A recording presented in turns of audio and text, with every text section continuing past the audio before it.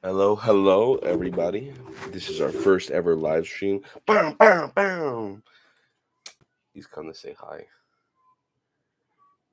Hello.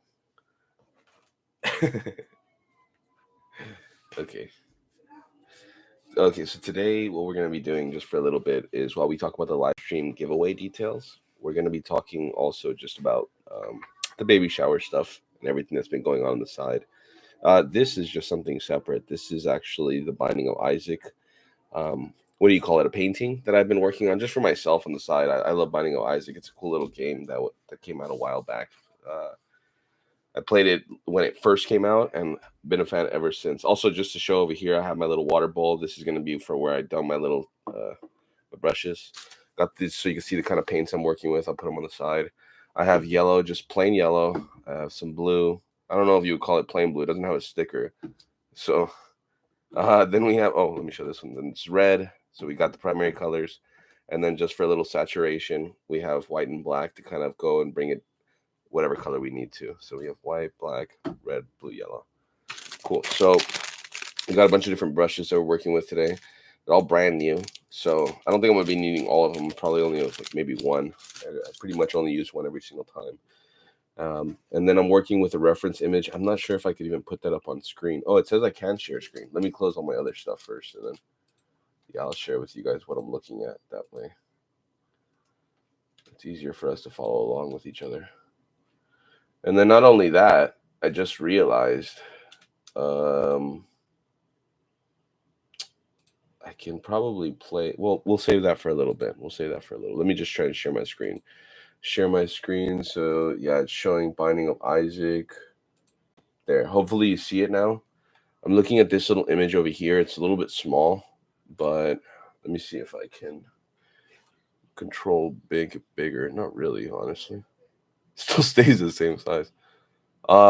This picture though. Oh, there you go. Okay. Sorry, that was my neighbor. I don't know if you heard her sneeze. But yeah, basically this picture right here is what I'm basing off. Let me stop sharing again so you can kind of see it. Uh, this is what I'm basing off my little painting. So, anyways, one of the other things I also wanted to say was I've been kind of gone for a little bit, and I wanted to share. Before I started painting, I can kind of show you guys the clay models that I've been working on for the time being for the baby shower, since I did mention that that was happening so many different times. Let me just bring them out. I'll kind of just place them right here, and that way you guys can all kind of see them, and I'll rotate them and kind of model them. I believe they should all be set because some of them have water, but I believe they should all be set. So let's take a look at them. Let me grab that. Give me 1 second.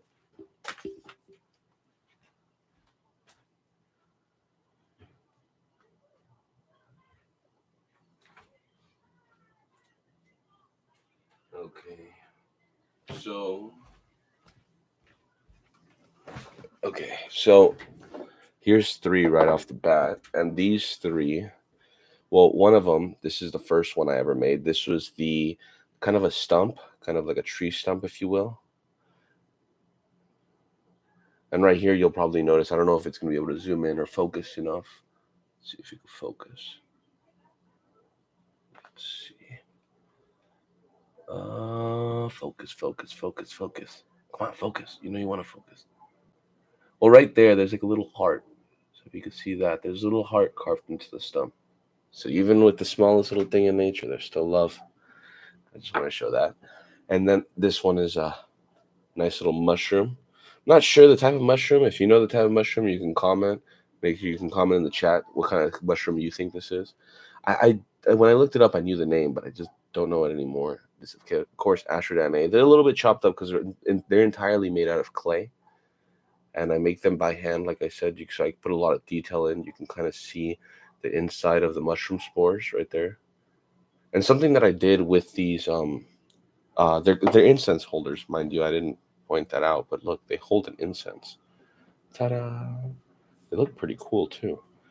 And when they stand up, like I said, you can burn the incense. And what I did was I had let me show you. I have this little X-Acto knife, and what I would do is I would take it and scrape it, and let me just show you right here. So I would scrape a little bit off, and you can see that there's powder already forming. So what I would do is I would literally just put that with some paint, grab the incense and put it with some paint, and that would create this smelling paint. And I noticed that it worked really well for the incense holder, and it worked great for this and every single one of them. And I've been trying to do that with some that I think I wanted to try that out with the Binding of Isaac to kind of make a not only a really cool painting, but a smellable painting, because I don't think they really make those. So I thought that was kind of cool to kind of just work with. And oh yeah, this one is also another mushroom. It's like a little shorter, fatter, and also a little bit more spores on the top. This one was a little bit of a pain working with because it was so heavy topside that it was smushing on itself, but it kind of worked out in the long run, because if you look at it up close, there's little spores. There's orange spores. I had an orange incense, and I started scraping it off in the same fashion I did this right here, kind of just putting it inside. And that was a really cool spot, because if you smell it, oh my gosh, it smells good. Okay, well, anyways, yeah, we have the Astro-Dan A, of course. It's a seal. And again, incense holder, you can see that it holds it through the top right here. Ta-da. So yeah, that's these three. That's and like I said, I've been making a few more. So let me just show you that one. These are the first three. Let me put these back, or rather, I'll just put them up here, and then let me grab the other ones right now.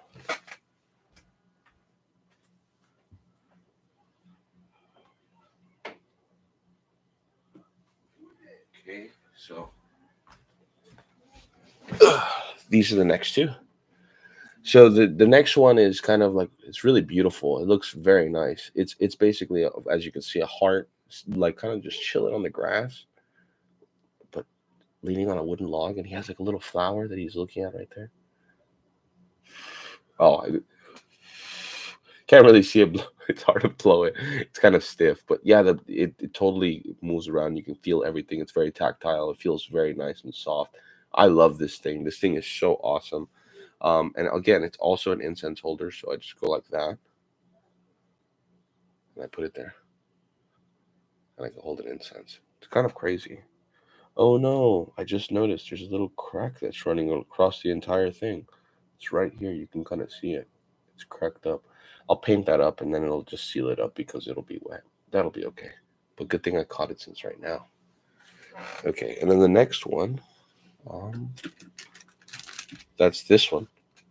This one, you can kind of see I started making the base a little bit more detailed as well. Put a little bit of moons, some suns right there, and you can see that this is actually water epoxy. It looks beautiful because you can actually see the shimmering on that. It looks like there's actual water in that. And it's not blue epoxy, mind you. It's actually see-through clear. And the reason that's important is because in order to get that blue color, I actually painted the bottom and had to kind of like make sure that the color looked good through the water as it was happening, to make sure that it didn't look just like crappy clear water and look at the bottom of a clay pot. It would look weird. So yeah, I made sure it looked really nice. And then of course you have the little handmade stones, everything. You have the tree, and this is supposed to be an apple, but it's kind of hard to see on the camera. And then it has little leaves right there, and it's attached over the water. And again, this one is also an incense holder, and then you put it right there, and it holds the incense like that over the water. It works really well. And again, all of these are like incense infused, so they're pretty nice. They look and they smell all really nice. The next one I'm going to show you is the last one that I've been working on, and I think the water set. Let me just check the water set.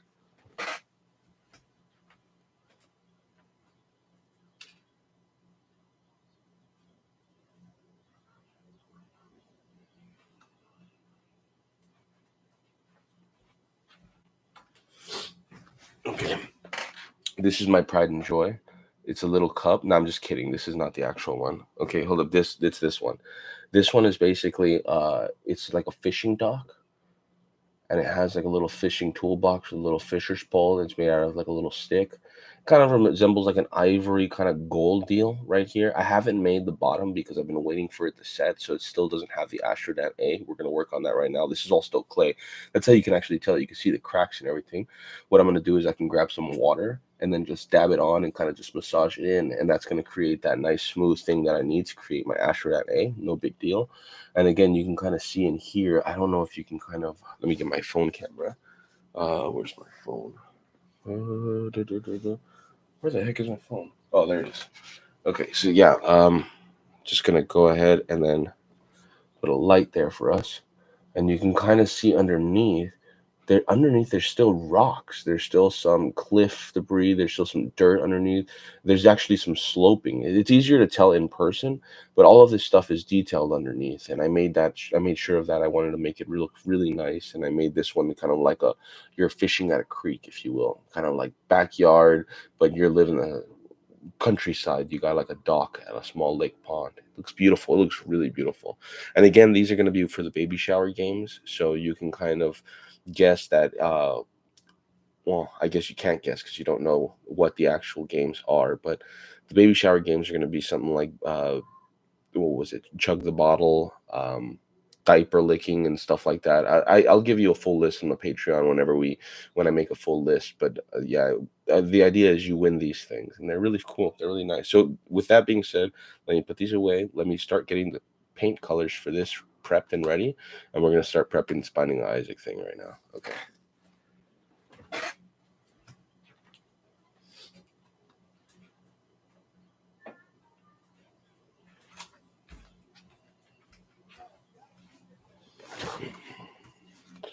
And then at the same time, I figure it's going to be nice if we have some music. So I think it's best if we figure that out now and kind of just put some chill. I wonder if share screen, also share tab audio. Yeah, I can just do that. And then I'm going to do, let's see if it'll let me do that. Window media player. Yeah, and then I'm going to share. Huh.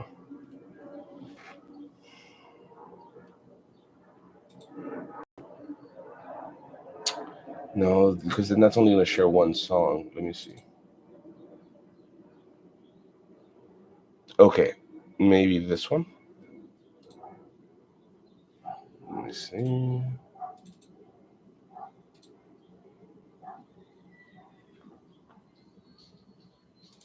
Yeah. And then I'm going to put, there you go. Okay, cool. And then I guess it's not ideal because I want you to be able to see my main screen, but how do I do this then?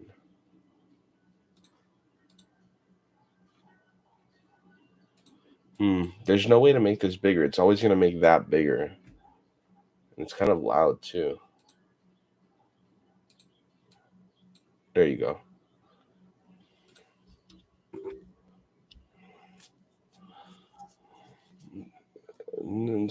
Hands guide the atmosphere. Cosmic dance, orchestrated unseen. As we navigate through the starry dream. I'm just fixing things on my computer right now, so I have like the layout, so it's easy for me to kind of work everything. Ugh. I've never had to stream, sing, and do it at the same time, so this is a brand new learning experience. It's annoying. Okay. So we cannot see, we're just passengers on this grand decree. Okay. Cool. All right. So we're led astray. And so now I'm just going to kind of look at those colors. I'm going to start with Isaac first because Isaac looks the funnest to me. The cosmic night. And then I'm putting these away just to remind you.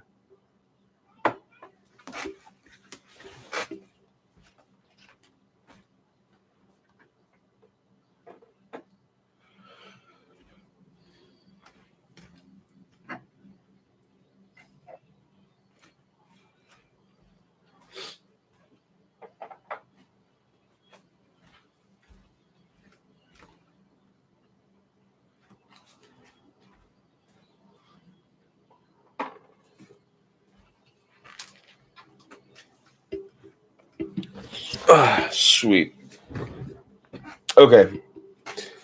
Also, for those of you who don't know, I'm going to be playing the let me just pause this. I'm going to be playing the tracks on the media player. They're going to be from the unreleased album that I'm putting out, and they're going to be basically track 1 through 5. I'll just have them on a loop because I kind of like the music that I'm making. But just so you guys know, this is unreleased, and if you guys want to hear it, it's going to be just available through Patreon for at least the time being. Once I finish making the seventh song on the album, I'm going to release it to the public for free. At least after a few months of it being private on Patreon. But I just want to give you guys a taste for it. Please, I would urge you, please just don't rip it. Like, if you support the music, just support me as an artist. But otherwise, I would just very much love for you to enjoy the music itself.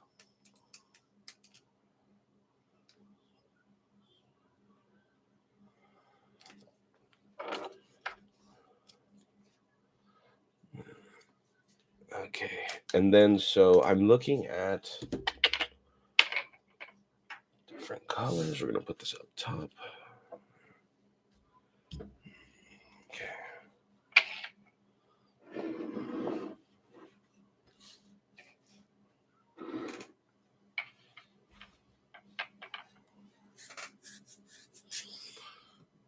Now the trick is making Isaac's skin color, man. That's gonna be tough. So I'm thinking yellow, red, make orange. Make orange, tint it up a little bit with some white. Then I'll kind of get the hue that I need for some peach, maybe. We'll try that over here right now. And then let me just switch the song. So that was the first song, Control Room. We're gonna put that one more time. I know it's gonna. If no one's really watching the stream right now, but for those who are, just kind of sit there and enjoy it. I'm gonna give you a little background on it one more time. The Control Room soundtrack. What I'm going for is it's the first song in the album, supposedly representing a story of a young boy going throughout his childhood, going throughout his teenage years. Not necessarily the first song, but the first song does represent a piece of that. And it's kind of just I want you to envision yourself in that headspace of being in that cosmic void where you aren't born yet and your energy is still off in the universe. Your mother and your father are still here on this planet and they're about to give birth to you. And maybe this is that song that plays in the waiting room, or not necessarily the waiting room in a sense, but like in the time period just before you're born. And as the song ends in the official album, when I release it, I'm going to edit a lot of things in, but I'm going to make it very much feel like this is a birthing process. And so that's what I want to be able to have you have in mind while you hear the song. Again, so right now I'm just going to be working on the colors for the skin. So I'm thinking yellow, red, and a little bit of white. That's what I'm thinking right now.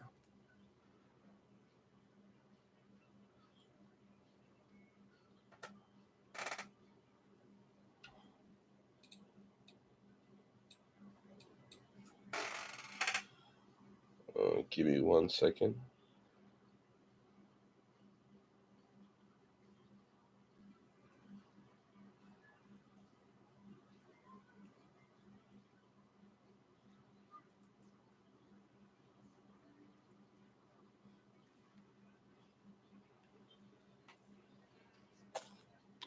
Okay, I see you in the chat right there with it's not too loud on my end. Let me see.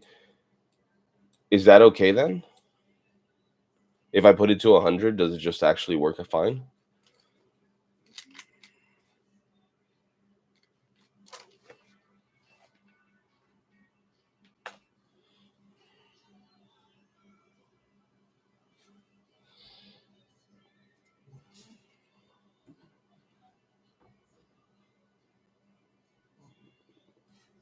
Okay. Well, I don't know if the song was even playing to begin with. Okay, this is officially the last time of playing it again. And then we're going to skip on to the next song. So maybe it's a good thing. 3 times we played it. 3 is a good number. 333.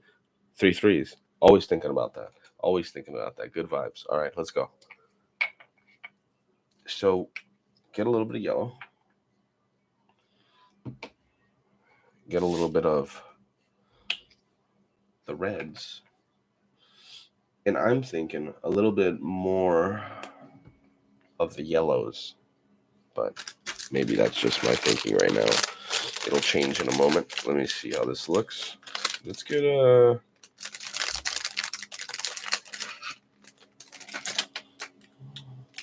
Let's see how this comes out. Okay, let's just move this to the side until we have the colors sorted out.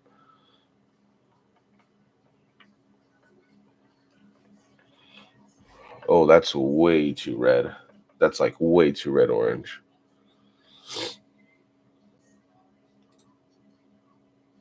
Even though it's on 100, you don't hear the music?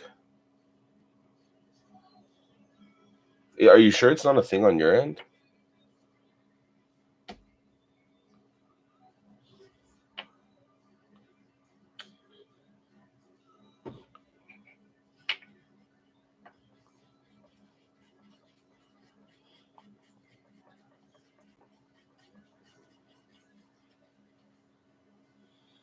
I think I put way too much paint. That's too funny. I didn't know any better. It's okay. Little mistakes, little happy things.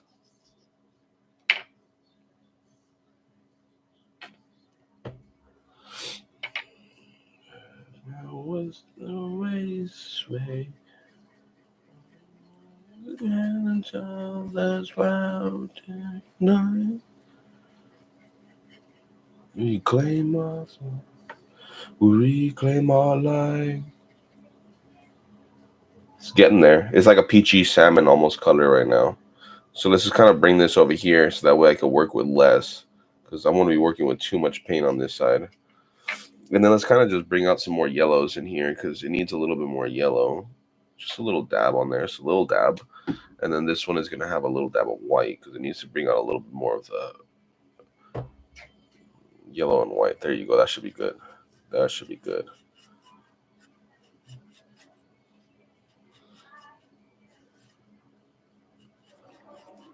Yeah, that's looking much better. So now that we have that one, I'm just going to keep dumping a little bit more white in there. It's above to the depths below.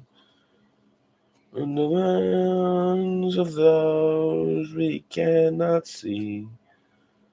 We're just passengers on this grand dick. It's looking better, look.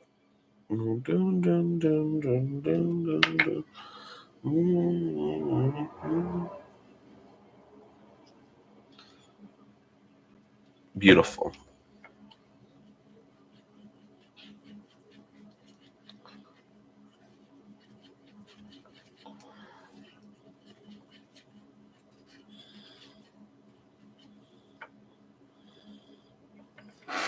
That looks like Isaac's skin color to me.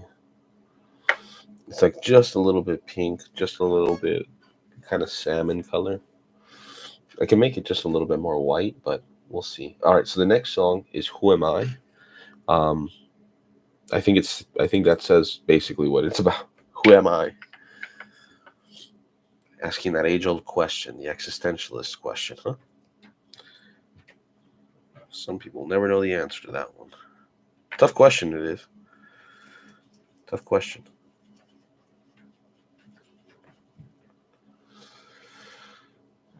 So you can see.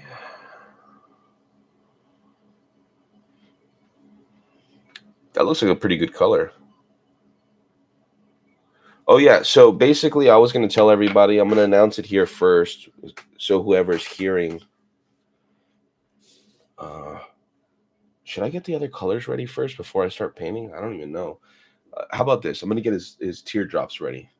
I'll get his teardrops. So that way I can paint the body and the teardrops and the black eyes. Because I think that makes the most sense. I think if I just start painting and then kind of start, it's going to mess up the flow, you know? So I'm going to kind of just go do that. So you guys can see I'm kind of just wetting. Go like this, kind of dab it out. Now, so let's kind of think about the teardrops. Teardrops are a little bit blue, kind of, I'm saying blue-white. That's easy for me. Blue-white, that's what I'm thinking. Uh-oh, oh, shit, I shouldn't cuss. That's too much blue.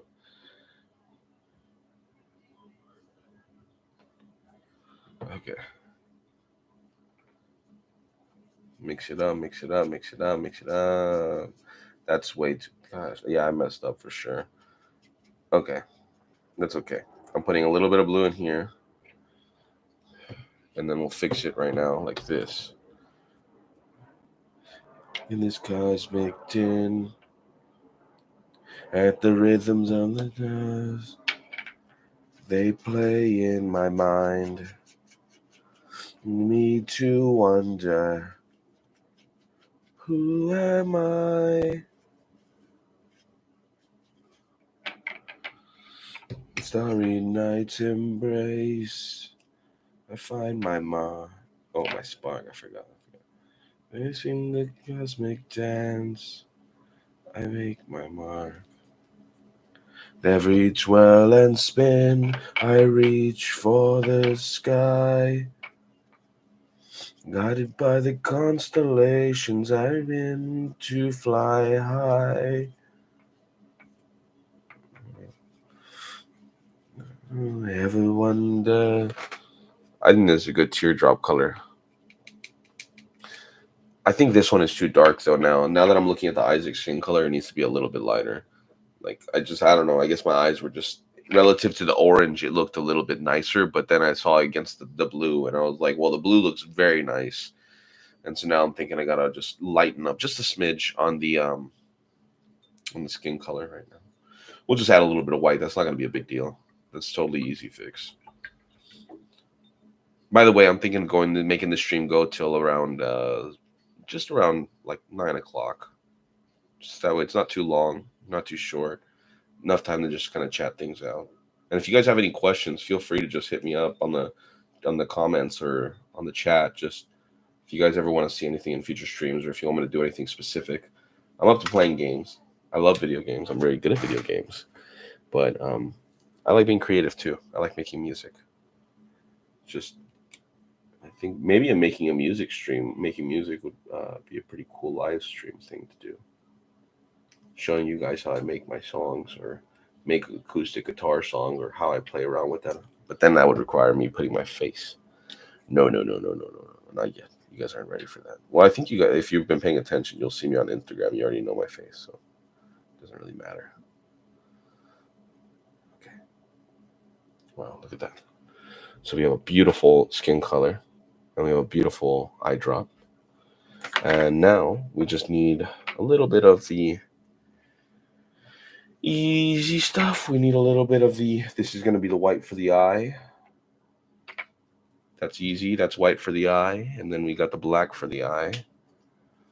Black. And these blacks, this black and this white are actually pretty dang good. So that's what I'll tell you. So now, let me just... Oh, and the music is done. Okay, so I'll put the next song. Give me 1 second. So this one's called Pulse of the City. I think it goes pretty well with the vibe that we're going with right now.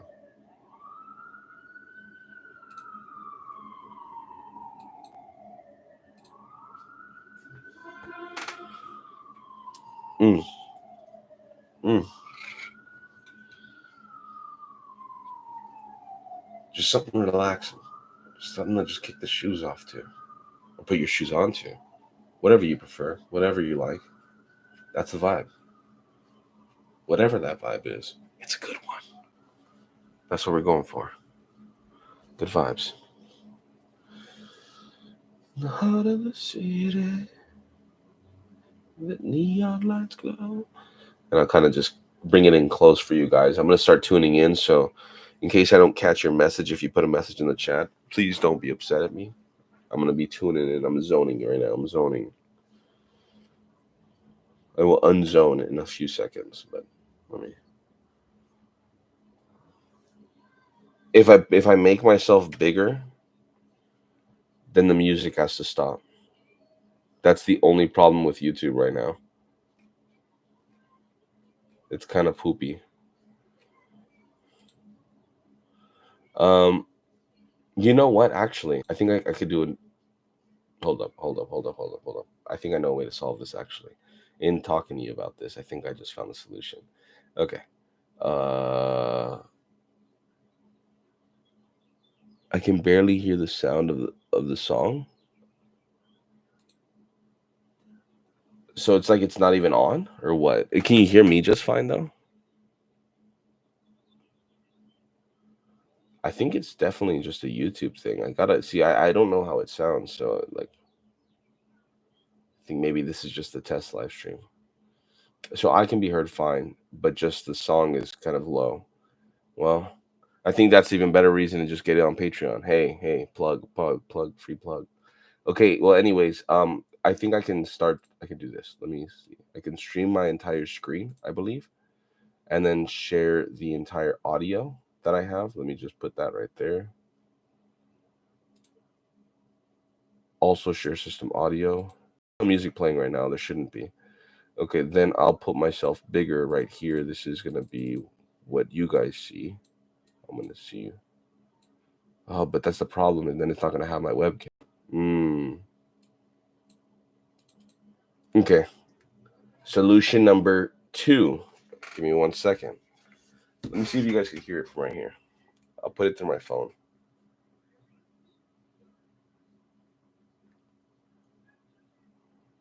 Just so we have music on the background, because I feel like it's gonna be boring if we don't. We gotta have a little bit of slow jams or something.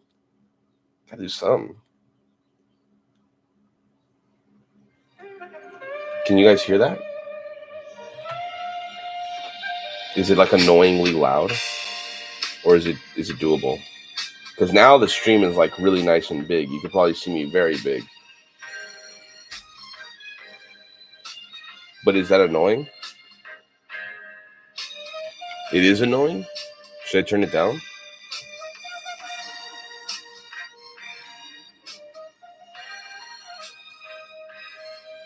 I turned it down a little bit. Okay, it's not annoying. Okay, perfect. All right, so we just got the skin color down. Got the little teardrops that are gonna go right there, and then we have the black for the eyes and the white for the eyes. So I think we're just gonna kind of go for Isaac painting today, and then the rest is gonna kind of just fall into place maybe as we go later. I could live stream another time or do it off camera, whatever it may be.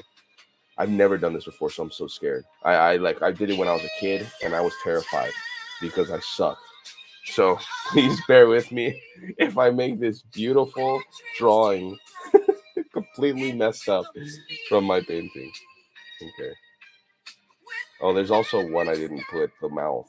But we'll do that later. Okay, we'll do the body. Oh, I'm scared. Okay, let's just do it.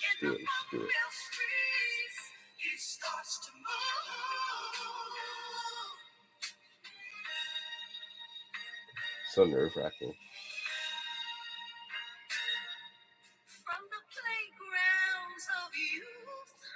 To the alleys of age.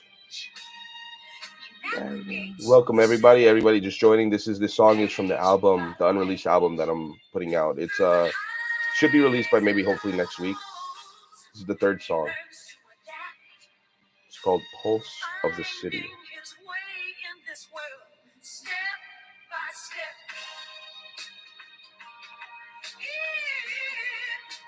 This is that kind of song that you get lighters out to and you kind of just lean back and forth. Okay, so this might be a little bit of a problem already. So I guess I did kind of anticipate this. Like, let me see. Can I get a little bit of black and then mix it in? I need to make like a darker version of this because I need like a highlight color. Like this, like you see? I need it to be a little bit darker on the outside. Maybe I should just use like a straight black.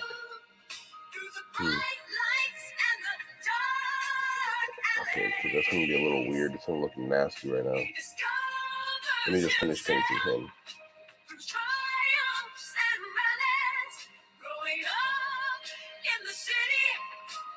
Finds his place. Oh, sorry, I'm painting off camera. That's my bad. His place.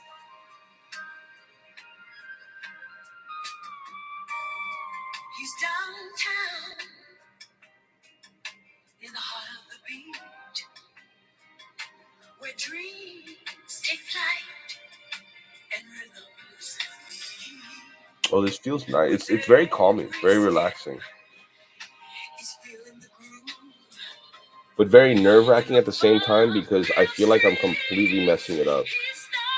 And like I feel like I'm losing. Okay, hold up. How about this? Let's start getting that outline in. I feel like I need a new. Let me get that new paintbrush because I need that outline already. It's already coming in, and if I don't do it now, then when? Then when? Tell me. Okay, so it is black. Let's get the outline going. This is gonna be like a nice little thin strip of black. It's gonna be on the outside of him. Oh, that looks nice. Come on, that looks beautiful.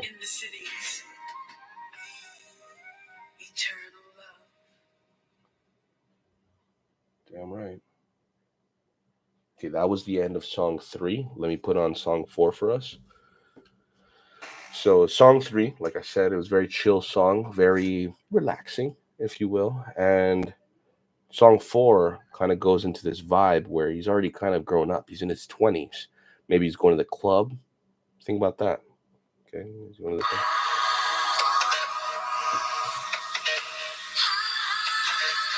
It's kind of, this is called center of the beat.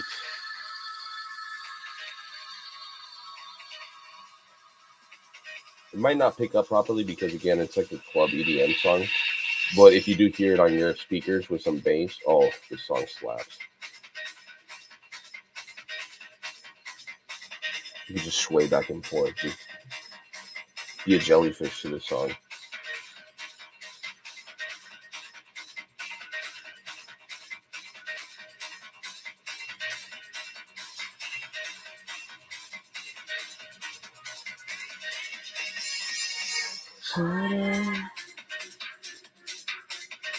Uh-oh. That's becoming a problem. Okay, I can fix that. I just need to stop messing with it then. I've learned my mistakes from clay modeling. And whenever something just starts getting nasty like that, don't add too much more paint to the mix. Don't start mixing because then you're just adding layers. I'll just wait for it to,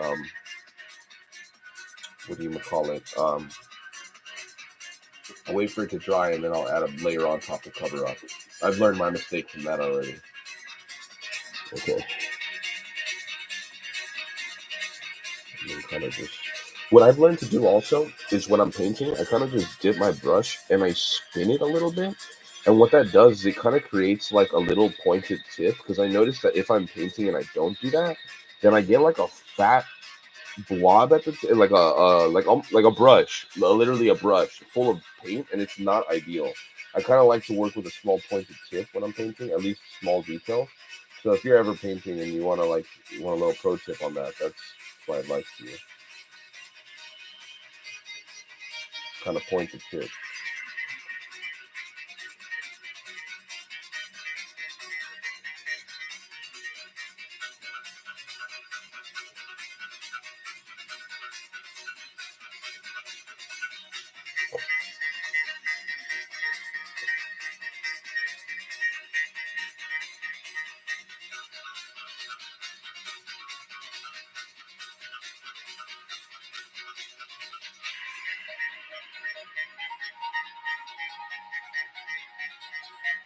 Ugh, I'm messing up. It's so hard to control this paintbrush. I'm not used to this though.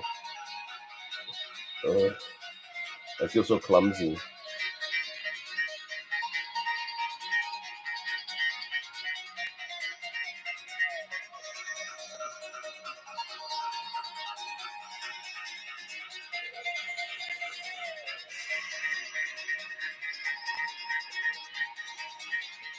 Okay, that one should already be a little bit dry. I'm gonna start trying to paint over that.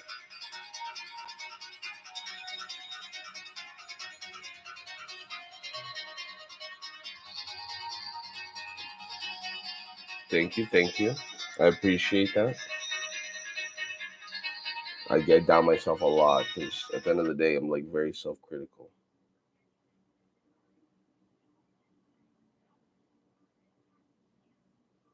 Okay, you can see. See, it already kind of went away. You can't even tell that there was any black there anymore to begin with. Just happy little accidents. That's what Bob Ross called them. And see, his hand is already shaping out nicer too. It's like I can start to kind of smooth the lines a little bit, so that way it becomes a little bit nicer. So now that that's kind of going that way, I need to look at my image again one more time. You're not going to be able to see it on screen, but I'll know that I'm looking at an image. You can kind of just look at this one for right now. I'm looking to see how his face is. Oh, so it is outlined. Okay. So I'm going to outline his face then. So that way it is outlined. Okay. So let's get it with a little bit of black. Try not to puff too much. Point the tip.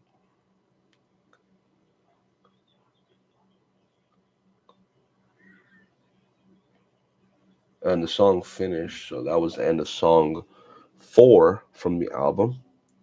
The last one is called La Rotura del Corazón. It's a Spanish song, actually.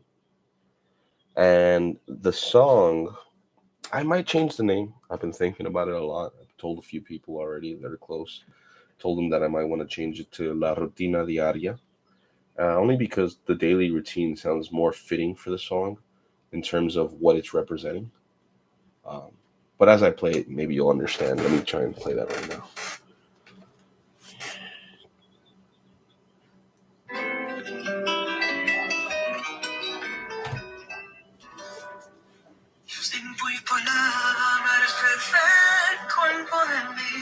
Okay.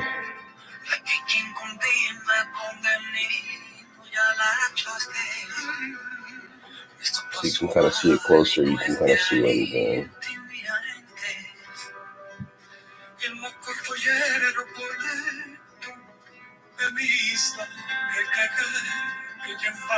And I said this before to some of my friends, but I'm literally just doing this for fun because I've been loving Binding Isaac, and it's one of my favorite games. But if you guys want something, I'm open to accepting commissions. Not that this is worthy of any kind of money in that sense, but like if you guys are willing to support me as an artist and you guys want something, maybe you think my art is worth it. Like maybe like you see my clay models, I'd love to do something like that for somebody and put a lot of love and effort into it. It makes me really happy, and if I can make you really happy in the process, I would love that. That'd be a win-win. But yeah, just putting it out there because I just started doing all this stuff and I haven't really told any too many people about it. I think I didn't say that right, but you guys get what I mean. So like, if you guys are open to that, just let me know. No, no push, no anything like that. Just good vibes. Good vibes.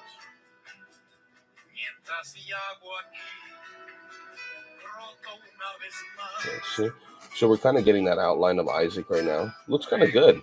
It looks really good, actually. And then we're gonna kind of put the outline, we'll make his head like that. Yeah, that looks pretty good. I feel like Isaac needs to be a little bit lighter, though. Maybe that's just because of my perspective. I think I'm gonna make it okay. We'll see. We'll see. I think I'm just being too critical again. Let's see. Let's just keep going. Let me fill in his legs so that way it's a little bit more full because I messed up over there just a little bit ago. And I think it'll look better if I start correcting this right now. Oh. Okay, I didn't spill that much. Give me 1 second.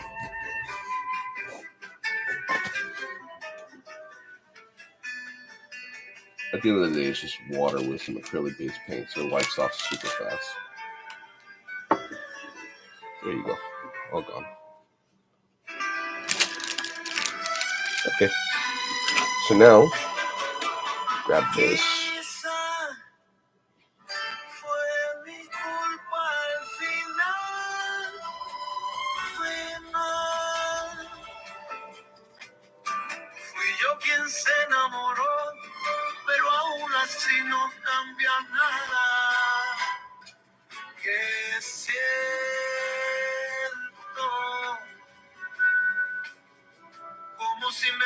Estuviera muriendo.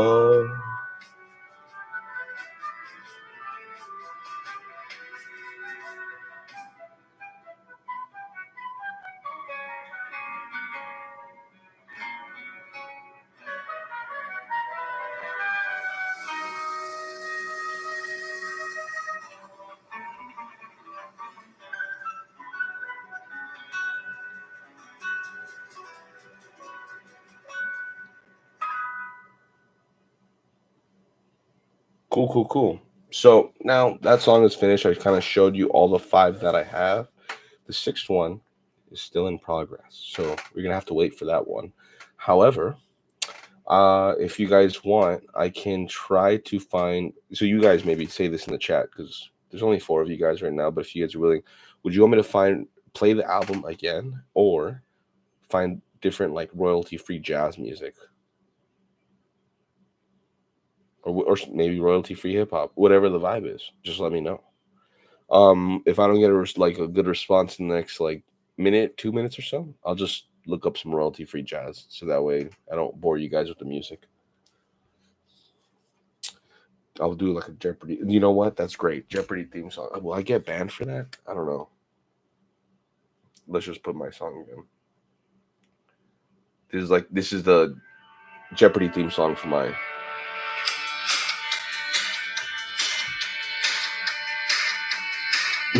Okay.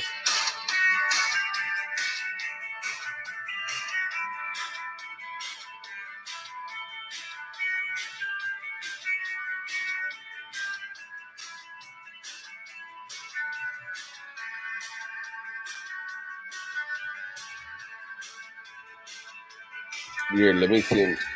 Let me see if I can find. Oh, you say that's cool? Okay. Well, once it finishes again, I'll find something else because it's gonna finish early again.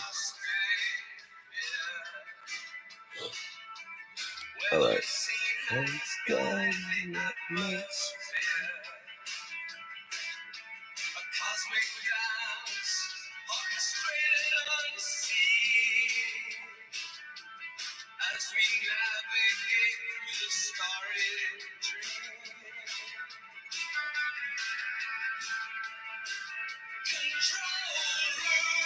And then right here, his leg is kind of like a little funky. You can kind of see that right there. It looks a little funky, so I'm gonna fix that up right there too.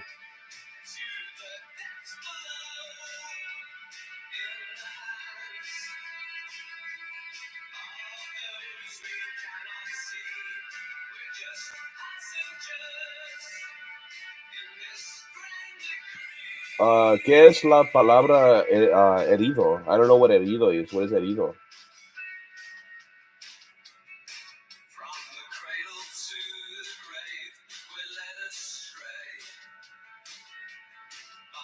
Ah, I can see that.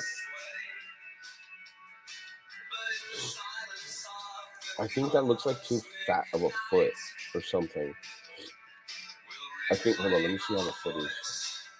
Oh, that's why. Okay, got it.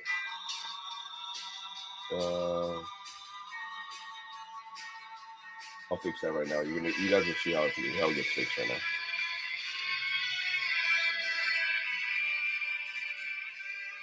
Just let me know if the music's too loud, because on my end, I always worry. Like, I'm very worried that it's gonna blow your ears out. Uh-oh. I'm a little bit sick, so let me just blow my nose. I'm sorry.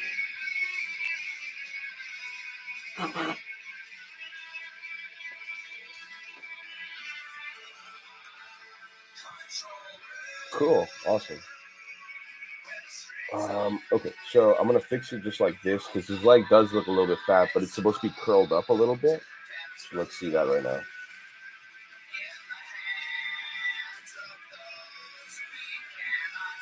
Kind of like that. But then he has this little leg twist right here. He has a little. And you can kind of see that. And then this will be a little bit more. Perfect. That looks a lot better. And then right here, you can kind of see his booty. His booty's a little. Let me see. My guy needs a big butt.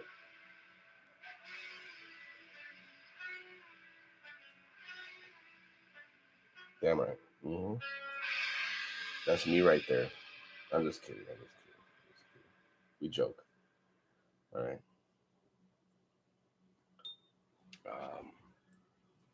Okay, so second song. Moving to the second song of the album, Who Am I?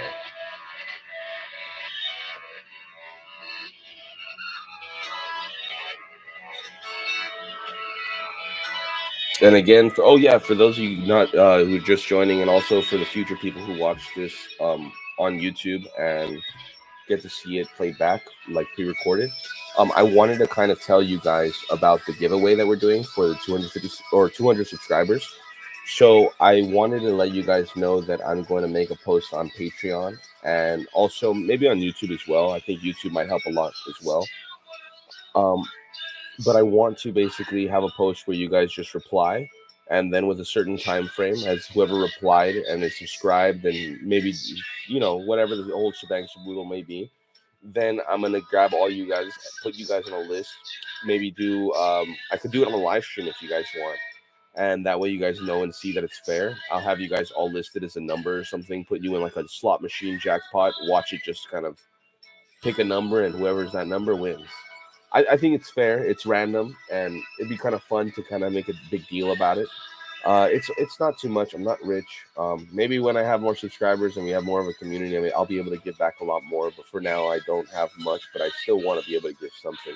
So yeah, just be on the lookout for that. That's the first kind of details. I want once the stream ends, I'll kind of go into um, more specifics in an actual physical like post that you guys see on YouTube or whatever it may be.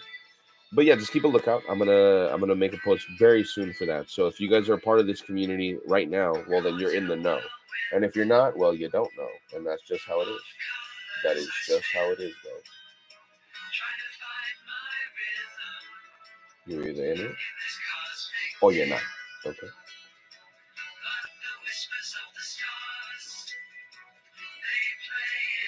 Nine. Okay. So now let's get his head a little bit better.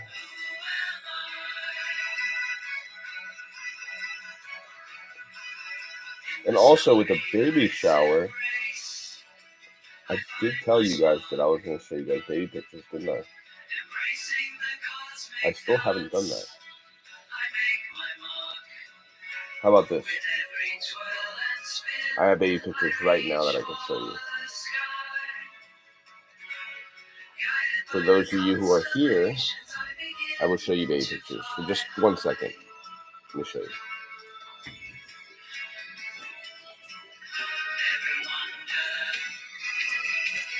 To everyone in the world, this is the first time our baby Elion is going public. This is the first ever photos of my little baby boy. That's baby Elion, guys. Elion Isaias Vi. I shouldn't be showing all the rest of that stuff. I don't know if it has special information, but let's just kind of like do that right there. Let's kind of cover that up. Okay. I think he looks very beautiful. He's healthy. He's growing big. Like last week he was the size of a zucchini, and now he's a cabbage, and that's my baby boy, Elion Itheus Valle. I'm very happy to say that he's healthy, 7 months and about 7 days, 8 days possibly. I don't know it was specific. He's big enough, and uh, he's gonna come maybe within a month and a half, and when that happens, I am gonna be the happiest father on this planet Earth. I mean, there's probably plenty who claim that, but I think I take the. I'm excited. Okay, guys, I'm beyond excited. I'm ready for my son to come into this world. So that's my son. There's another picture right here. You can kind of see him. Well, he looks like an ET almost. His neck's all stretched out. Look at him. He looks so goofy. Yeah. Anyways, that's some baby pictures. I'll post some more official ones when I have a. Yeah, it is mini Astro-Dan. I'll post some more pictures soon, so you guys can have some more high quality photos, because I feel like that's kind of just through live stream and it doesn't really look that good. But and I'll do that soon, because I've still been focused with all the other stuff. Right now, I kind of wanted to make sure I kept on my promise with telling you guys that I was gonna stream. I was gonna do our first live stream. Make sure I connect with the audience. Also, that being said, I was thinking, now that I am doing this for fun, maybe I could make this as part of the giveaway. I'll sign the back or something, because it's just a canvas and stuff. I mean, I do want it, but the fun is literally just doing it. I love this. It's so much fun, and knowing that somebody else would get happiness out of this, probably. I would probably love to do that. So maybe when this is all finished, and maybe if we could get a certain, like, let's say a threshold, a milestone or something, maybe this will be part of the giveaway. It looks pretty cool. I mean, it's like a video game art piece. People pay money for that either way. So maybe I'll think about it. It's a very high possibility. I'll tell you that. I'll tell you that. So now you guys kind of see his body's already done. He's kind of has the texture already that we need. Before I go and start making darker skin colors and stuff, because I need to fix. First of all, I need to create his belly button. That's one thing. Then I need to create kind of the shadows around his body right here on his upper body, because it's supposed to be shadowed, or else it's not going to have any depth whatsoever. So I'm going to need to create some darker tones for that, but I don't want to ruin my skin color. So I'm going to finish off his face and all the base layers that I need. Then I'm gonna come in, and then I'll start doing the low tones, if you will, and the highlights. Highlights are gonna be last. I'm gonna do mid tones are always first for me. I don't know if that's a process I've ever systematized, but mid tones are gonna be my first step, my base layer. Then I'm gonna do low tones. Maybe that shouldn't be the thing. Maybe I should be working the other way around. But for this particular thing, it seems to work. Whatever. We're thinking about it too much. See, this is the physics side of me. This is like the overthinking. Okay, anyways, let's just start. Okay, so go. Oh, and the song finished too, huh? See, so many things happen at once. So many things happen at once. Life is crazy.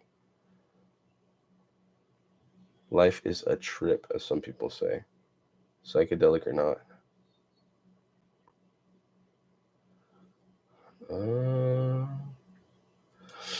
And let me put some music now, so that way it's a little bit. It looks so nice, like right now. It looks so adorable. I think it looks good, good, good.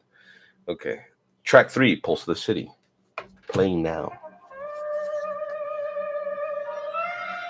This one is not released on Spotify or Instagram at all in any way, shape, or form. Of course, this is the third song, once more time, on the unreleased album to come. Hopefully next week. The album is entitled "How to Fly a Spaceship," where the spaceship is the planet Earth. Imagine that. Imagine that. Just imagine it for a second. It's beautiful. And you're the pilot. Isn't that amazing?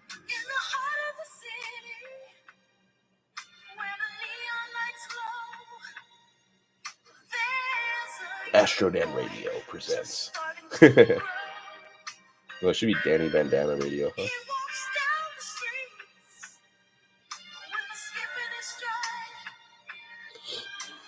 Okay, so you can kind of see it's coming in already. Maybe this is the dark stuff, because honestly, like, I feel like he's too tan right here. Like, when I look at him on the stream, he looks super tan, but when I look at him in real life, he doesn't look that bad. Maybe it's just a pixel thing. I don't know.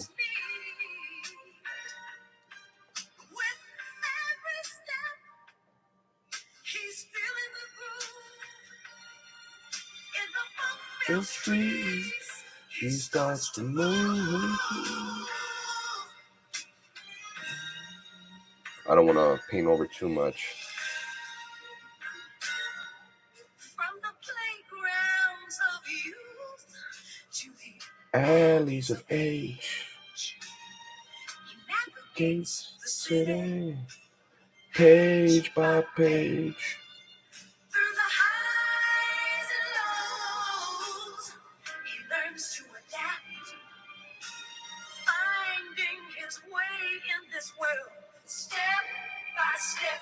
And just a heads up on the song, you'll notice that it is about a boy finding his way through the world. That doesn't mean that you can't, in your mind, switch the lyrics over to being a girl. Like, in all honesty, the only reason I represent it that way is because I have more experience with being a guy. So at the end of the day, yeah, see, this is a vibe one. I like that. I like that. I feel vibed out too. And like I was saying, yeah, I think you guys can translate this into being a girl if you want. Like, take some meaning from it. It's just about, like, kind of growing up in this world, in this crazy. I'm trying to avoid the F word, but this crazy place, man.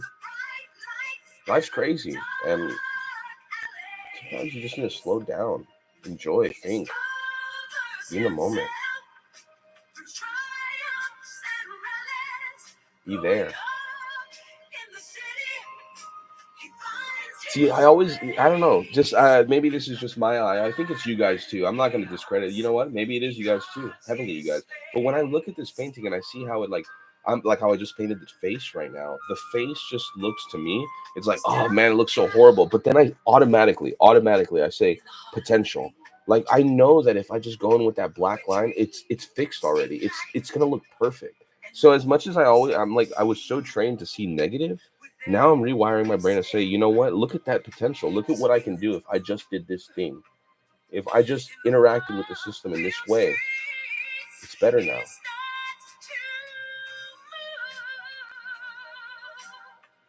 Maybe not perfect, but better.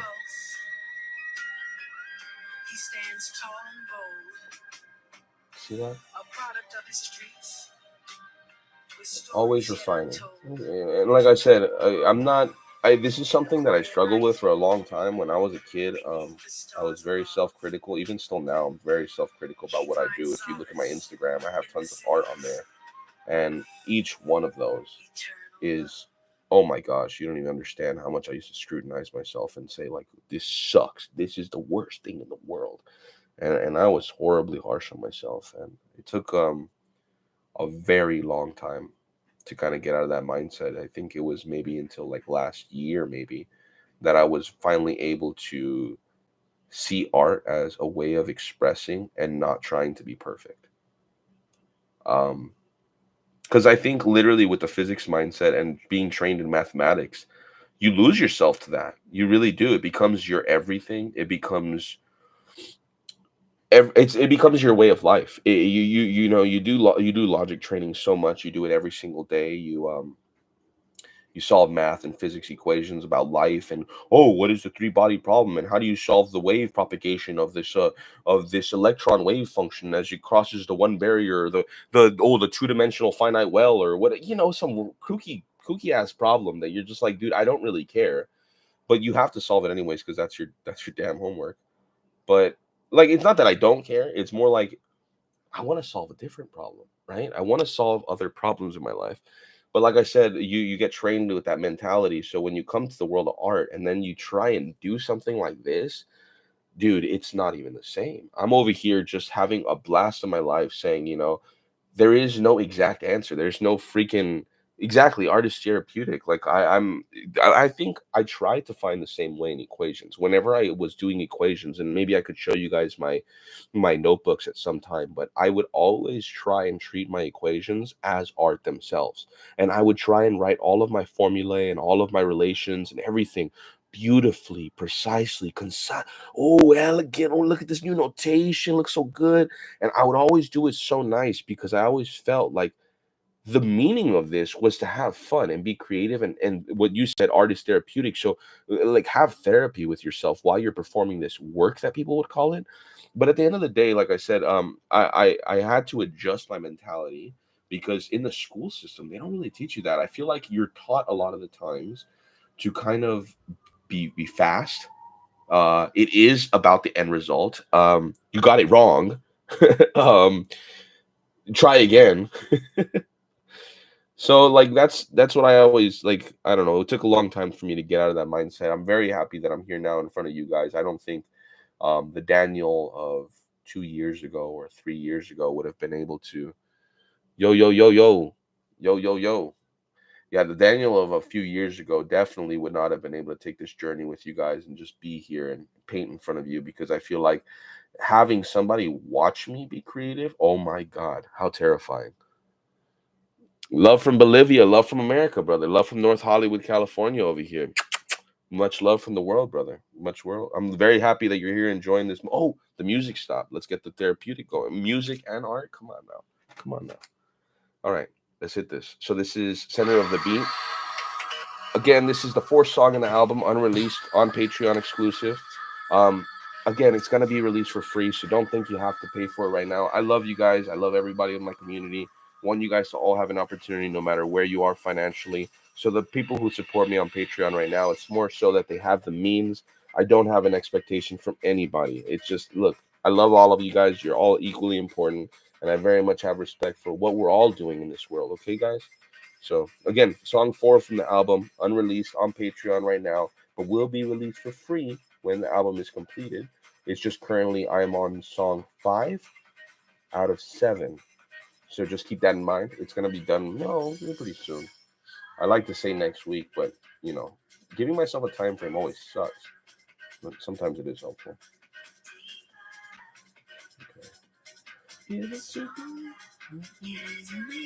All night long, yeah. My hair's in my face. Okay. That looks good, but look, this one right here, you see that already too, huh? I know you guys see that. Like it's like this weird little black splotch right there. My eyes are saying not, so I gotta fix that, but it's still a little bit wet. So what I'm gonna do, you see it too, bro? Yeah, you do. I know you see it. I can see it's like a sore thumb. All right, so here's what I'm gonna do. I'm gonna work on. I'm thinking the eye drops right now because that'll give that little bit of time to set, and then that way I can work on everything else. What you been doing with your thumb, bro? Maybe gaming. I used to game a lot. My thumbs would always be sore. I don't know if you ever played Mario Party on the N64, Mario Party 2, and then, or I think maybe even Mario Party 1, and then you just like you got like you have the thumbstick and you rips a hole through the center of your hand from all the friction. I used to play that. I mean, I don't know. I used to always rip my hand open from that. All right, let me just zoom in a little bit. Let's get in the zone.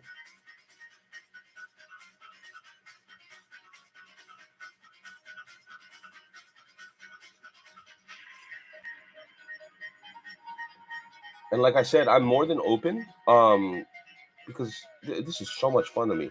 I'm more than open to doing a giveaway with this, so that other people can enjoy this. Maybe you can show it off to your friends if you win this, and that way you have like a really cool like gaming piece. If you guys have ever played this game, or if you haven't played this game, you got something to look forward to. It kind of looks sick. You're like, what the hell is this game even about, dude? It's a little kid crying on the floor. Why is he painting this? It's a really sick game. It's called Binding of Isaac. Uh, it's literally about a kid that's being chased by his mom because his mom is possessed by El Diablo. Oh yeah, yeah. It's the Binding of Isaac. It's a really sick game. Like I said, it's like it was inspired by the Legend of Zelda. It's kind of top down. I don't know what the exact term is. Isometric, top down. Who cares about the fancy words? It looks like Legend of Zelda, like the old school ones, and it's really fun. And you shoot tears at enemies, and you can get some really sick power ups. It's super fun. It's definitely a hard game, but dude, worth it, worth it, worth it. So this last song, fifth song on the album, yeah, dude, Zelda, dude, me too. I don't know if you played Tears of the Kingdom. Great freaking game, great. Like I haven't passed it because it's so long, but geez, Louise, great game because of all the mechanics and stuff. But going back to Zelda, Ocarina of Time, Majora's Mask, top tiers. Like they're favorite games of all time, probably. Along, it's funny enough with Binding of Isaac up there because of this guy and his Legend of Zelda. Bro, it's sick. I just gotta say, highly recommended. I'm gonna stop geeking, but highly recommended. This is the last song on the album that I have so far, La Rotura del Corazón. My somebody else has mentioned Eva Valle in the chat. She mentioned that this song would go great with the name El Corazón Herido, which means the hurt heart or something like that. I was like I said, I'm open to song suggestion and names right now. I think I am going to change the name of this song, but it is about a guy getting his heart broken, and like I said, it's these songs are all part of the new album that kind of tell a story about a young boy growing up, and so you can kind of see that last song was a party song, and so now he's kind of entering this adult stage of life where he's kind of experiencing the heartbreaks. He's experiencing the pain of life. And all of us, I think, can relate to this because if you think about it, we go through wanting the best of everything. But at the end of the day, we're all faced with some kind of up and some kind of down. It's all relative. So I think we relate to this guy in a very big way, even if we haven't yet gone through his heartbreak. and the one he's describing.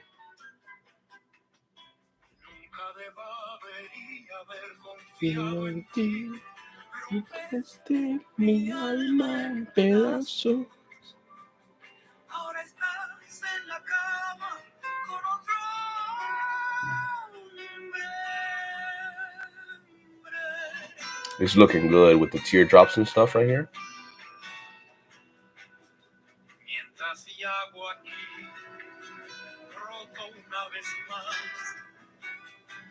How's you guys' day, by the way? I hope you guys are having a great night. Like, shoot, I'm over here chilling. How you guys doing? Everything's good over there on you guys' end? We got 7 people in the chat. Let me throw me something. What's going on? Maybe you guys want to ask me a question. I don't know. I do physics, math, music, art. Like, hit me something. Like, maybe you just want to ask me a weird question. Throw me something. I'll try and talk while I'm painting. I like getting thrown off guard. You get weird conversations that way. As long as I don't cuss, hopefully I don't get banned. What's my favorite book? Oh, bro, that's a great question. Yeah,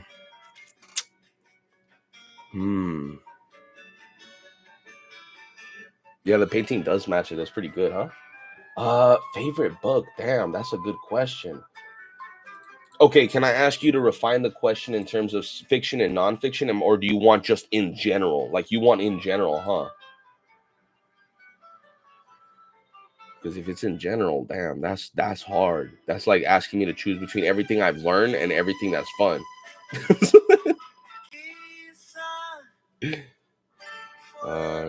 Let me try. Depending on, let me. When you respond, I'll know further. But for now, I'll just keep thinking about it. Let me just get a moment more. That's a damn good question.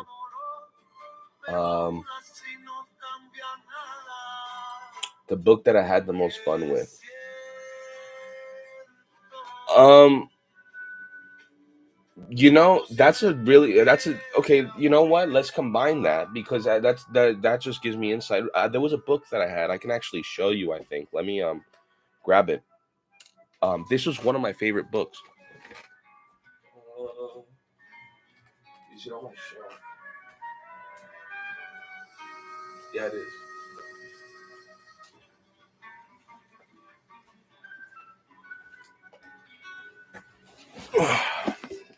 So back when I was at UCLA, I was studying mathematics only because I was a physics major, but I also had the math minor. But my classes were always kind of never in line with one another.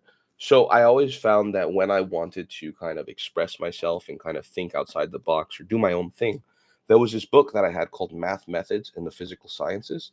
And this book was sick as heck. You can see I have it all used up. I have a little thumbtack. I mean, a little sticky note.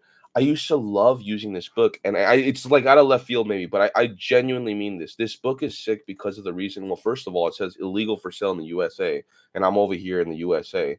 I don't even know how I got it. And then it says that everywhere. I think not for re-export. Literally talks about how it is illegal under Indian law to export this book from India. Well, it's in America, so I don't know. It's just a funny little thing. But my point is that this book, let me just kind of go through the table of contents. It's a really cool thing. It's basically a book on all the things you ever encounter in mathematics, infinite series, power series.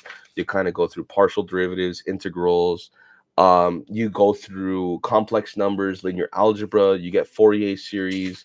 You get everything. Like, dude, this is calculus of variation, tensor calculus.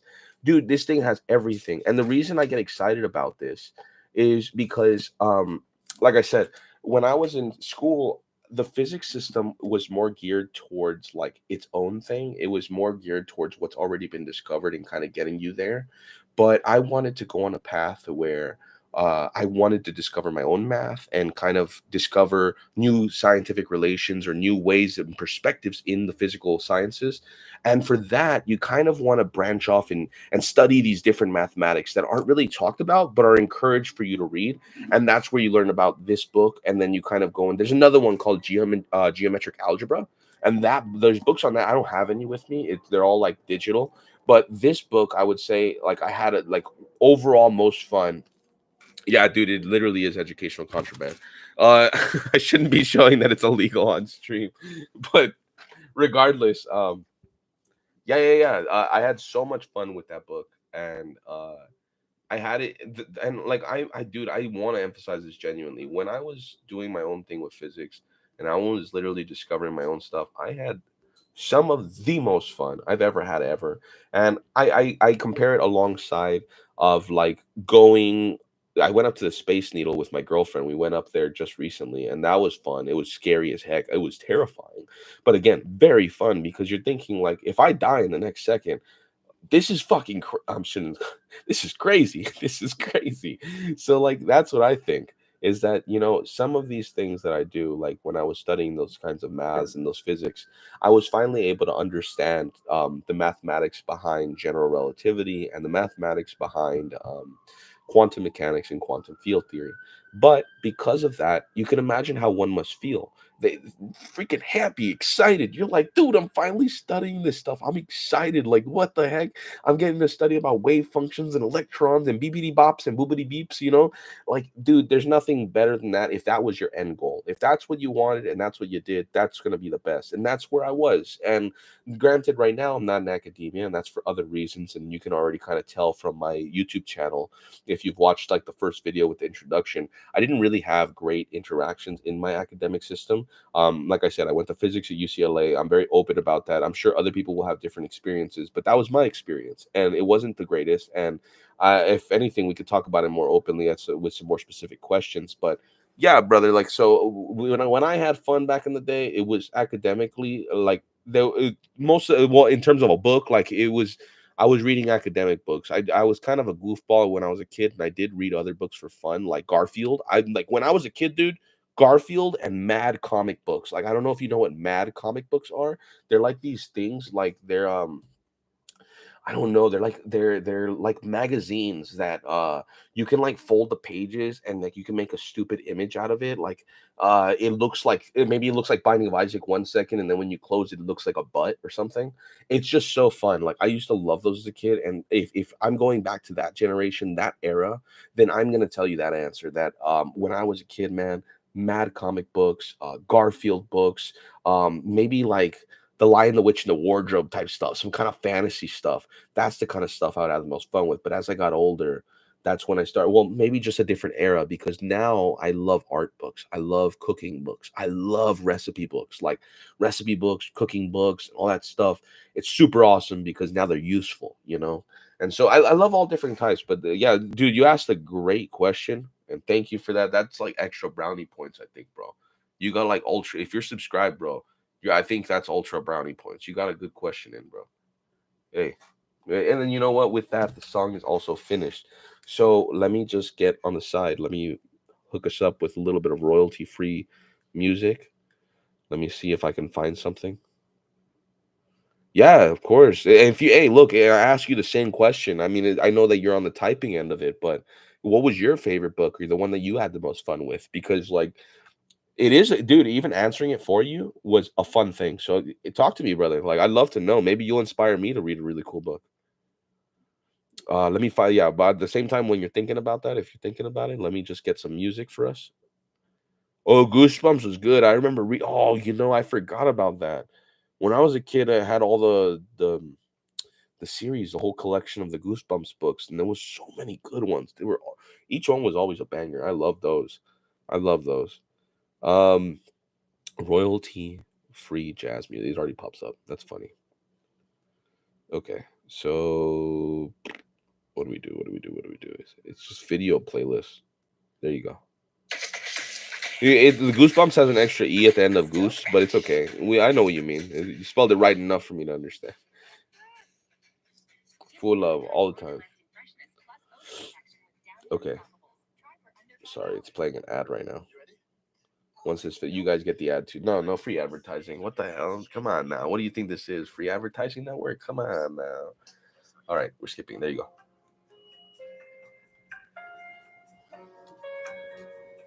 And right now, I just have this jazz music playing because I don't really know any good songs that I could play on the stream without getting banned. And I already played my album twice. If you guys want me to keep playing my album, I'll keep playing my album. Bro, Stop playing around. You gonna throw the Bhagavad Gita at me? Look at this. I was gonna pull that, but I didn't want to pull no religious stuff. Dude, hold up. Hold up. Stop with you.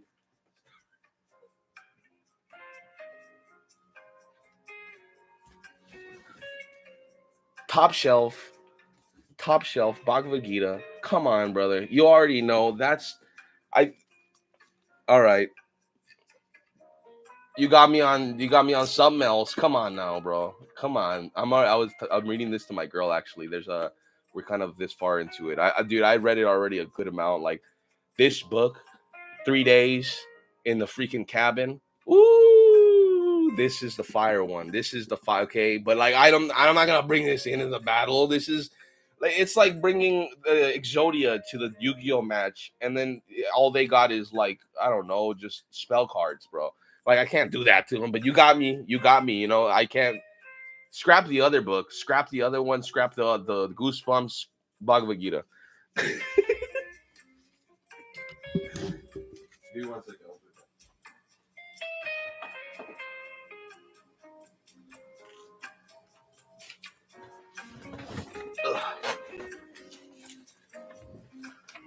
That's funny that you say that though. That's very funny. In a good way. Like not in any negative way. It's very funny that you say that. I was so close to bringing you guys the Bhagavad Gita, but I didn't want to seem a little bit like, oh, this guy, That's so funny, bro. Great minds think alike, brother.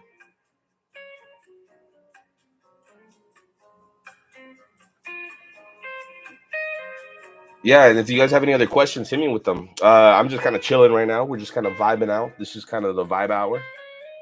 I'm just gonna kind of go until Isaac is almost finished.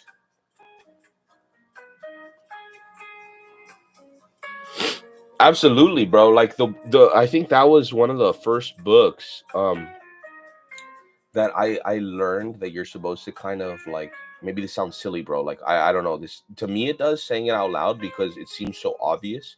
But like I never want to think anything is truly obvious because when I was in math they did that to me a lot and I hated it. They would say, "Oh, that's so trivial. I don't want to tell you because it's so trivial." But in all honesty, like when I was reading the Bhagavad Gita, it was the first time I really realized that you can take yourself from this physical reality, this world we live in, this universe, and place yourself not literally but figuratively inside the character of this book, kind of like if you were to imagine yourself being Isaac. And dude, when I did that with Arjuna from the Bhagavad Gita, oh my goodness, like the lessons you learn about life and how to kind of uh, connect yourself mentally with other people and other things in this universe. Mwah! Masterpiece, bro. Masterpiece. Magnum opus. Magnum opus. And I think the Bhagavad Gita was written in the year 0, if I remember right. Peace, peace, peace, Hector. Peace and love. Look at this. Peace sign. Big thumbs to you. Big, big, big fingers.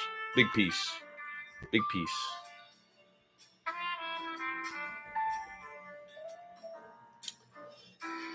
Yeah, big piece. Okay, so the mouth is gonna take a little. We're gonna need to actually get a different color for that. I think I got some burgundy or something for that. And then the eyes. Okay, so let's start adding that color in already. We need some white to give it some full depth.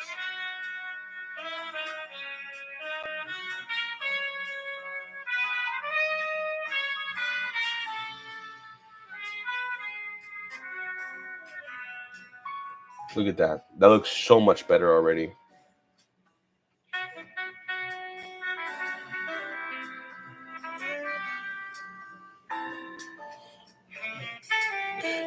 It's funny that you say that, bro.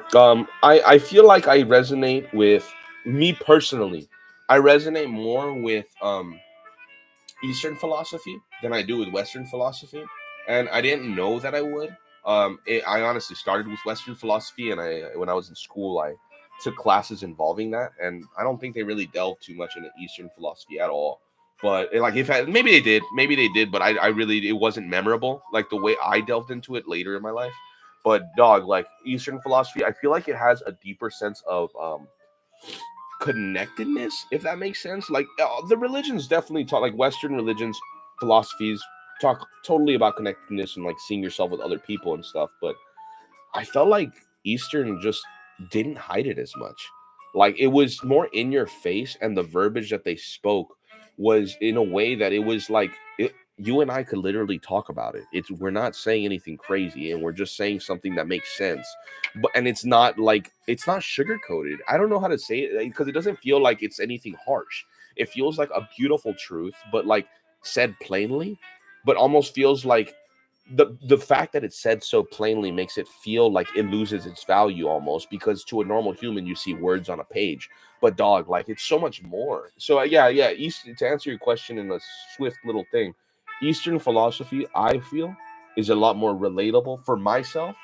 Now that might be it might be different for other individuals, but to me, I always, whenever I talk about philosophy and religion to people, I always genuinely recommend the Bhagavad Gita. And my friends that are very close to me know this about me, that I do recommend them to read the Bhagavad Gita as a philosophy book in some sense, even though it is kind of religious.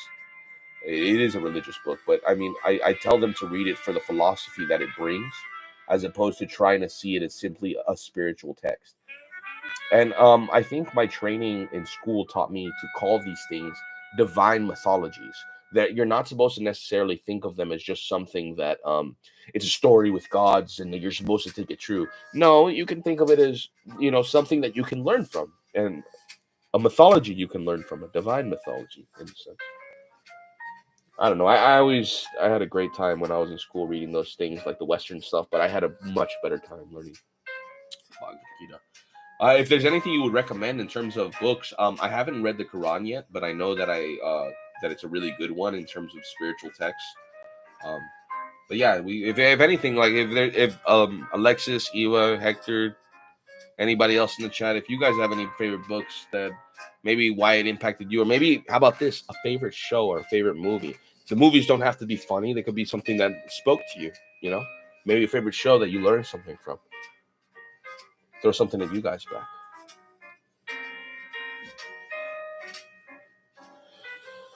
And so we need to get burgundy. So I'm thinking we go a little bit of red. I'm thinking we go a little bit of blue. And I think we go a little bit of black. So in order to do that, I'm going to kind of bring that over here.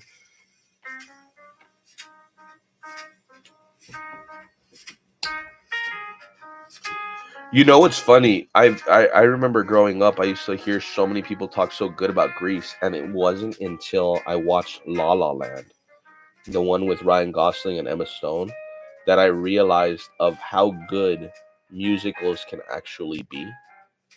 And I think that's the reason why when I was growing up, I never really gave it the time of day to think, wow, somebody singing, oh, that can be entertaining. That could be something fun to watch.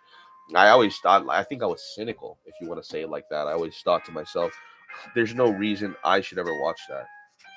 But like I said, La La Land changed my mind. I love that movie. Well, I like it a lot, I should say. Yeah, Elemental is great. Soul, that's another good one too. Elemental is beautiful. Oh, Pink Floyd, that's a dog. The Wall, The Wall. Damn, what a movie, huh? Damn, Pink Floyd, The Wall. I watched that, and let me tell you something. Let's just say we were having a little fungus among us, and let's just say that was a great time. That movie's a trip, especially. You know what I mean? Like I'm just gonna say it like that. You know what I mean?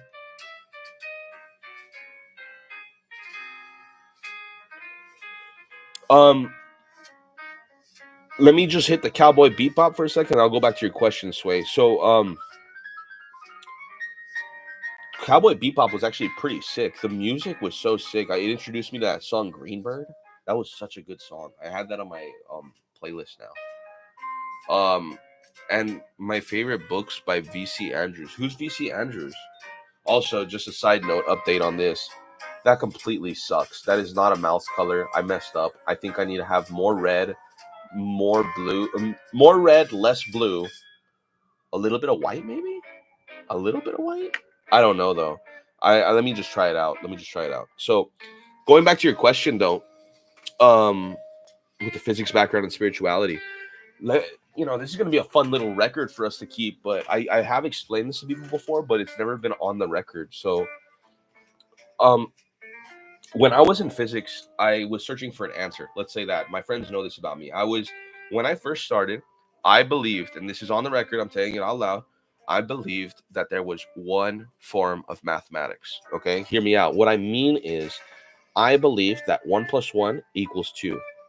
Always, all days, forever and ever. Ain't nothing that you could tell me about it, buddy. 1 + 1 gives you 2. That's just the way it works in the world, okay? Now that seems obvious. That seems so freaking obvious. One paintbrush, two paintbrush, you got two paintbrush, okay?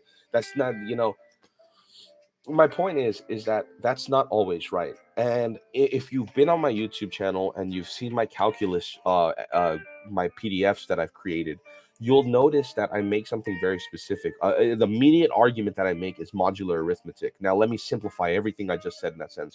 I show in my math that, and it's very simple, if you have a clock, okay, you start at 12, 1, 2, 3, 4, 5, 6, 7, 8, 9, 10, 11, 12.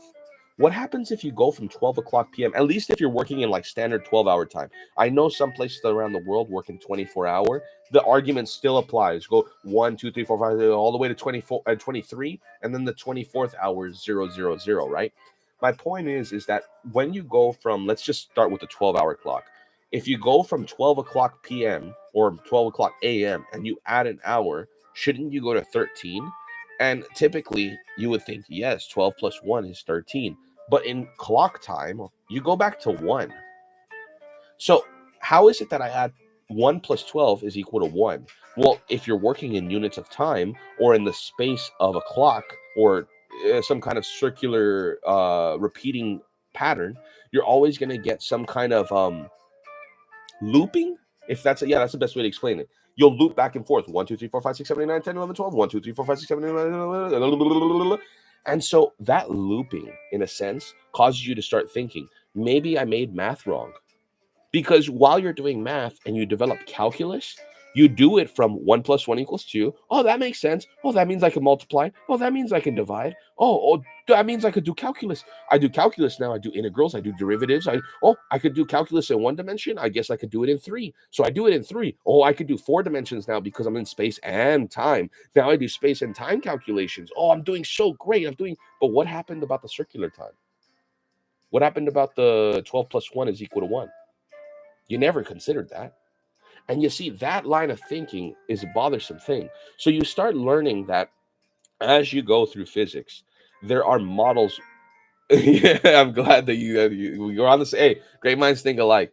So yeah, like when I started thinking about that, I realized very quickly math is a model or can be used as a model. So when you think about 12 + 1 = 1, that's a model. But what if you didn't want to look at a clock and you wanted to look at adding bottles of paint? 1 + 1 and 1. I can do that. I'll keep the old one that I had.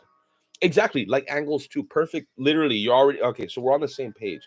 So moving forward with that, then knowing that other things in this universe can repeat and so on and so forth, knowing that there can exist other models, which models are the best?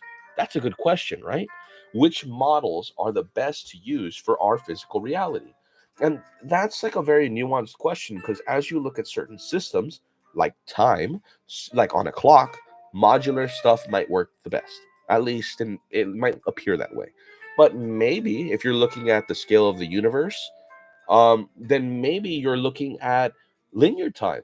Maybe that might be useful. But then that's where I'm going to tell you, as you start to go further in mathematics and you start to go further in quantum field theory, general relativity, you start doing all your quantum mechanics courses, plasma physics, your particle physics, your nuclear physics, your all the shebang shaboodle, the whole 9 yards, you're doing all that stuff. And then you kind of see a trend. Okay. What's the trend though?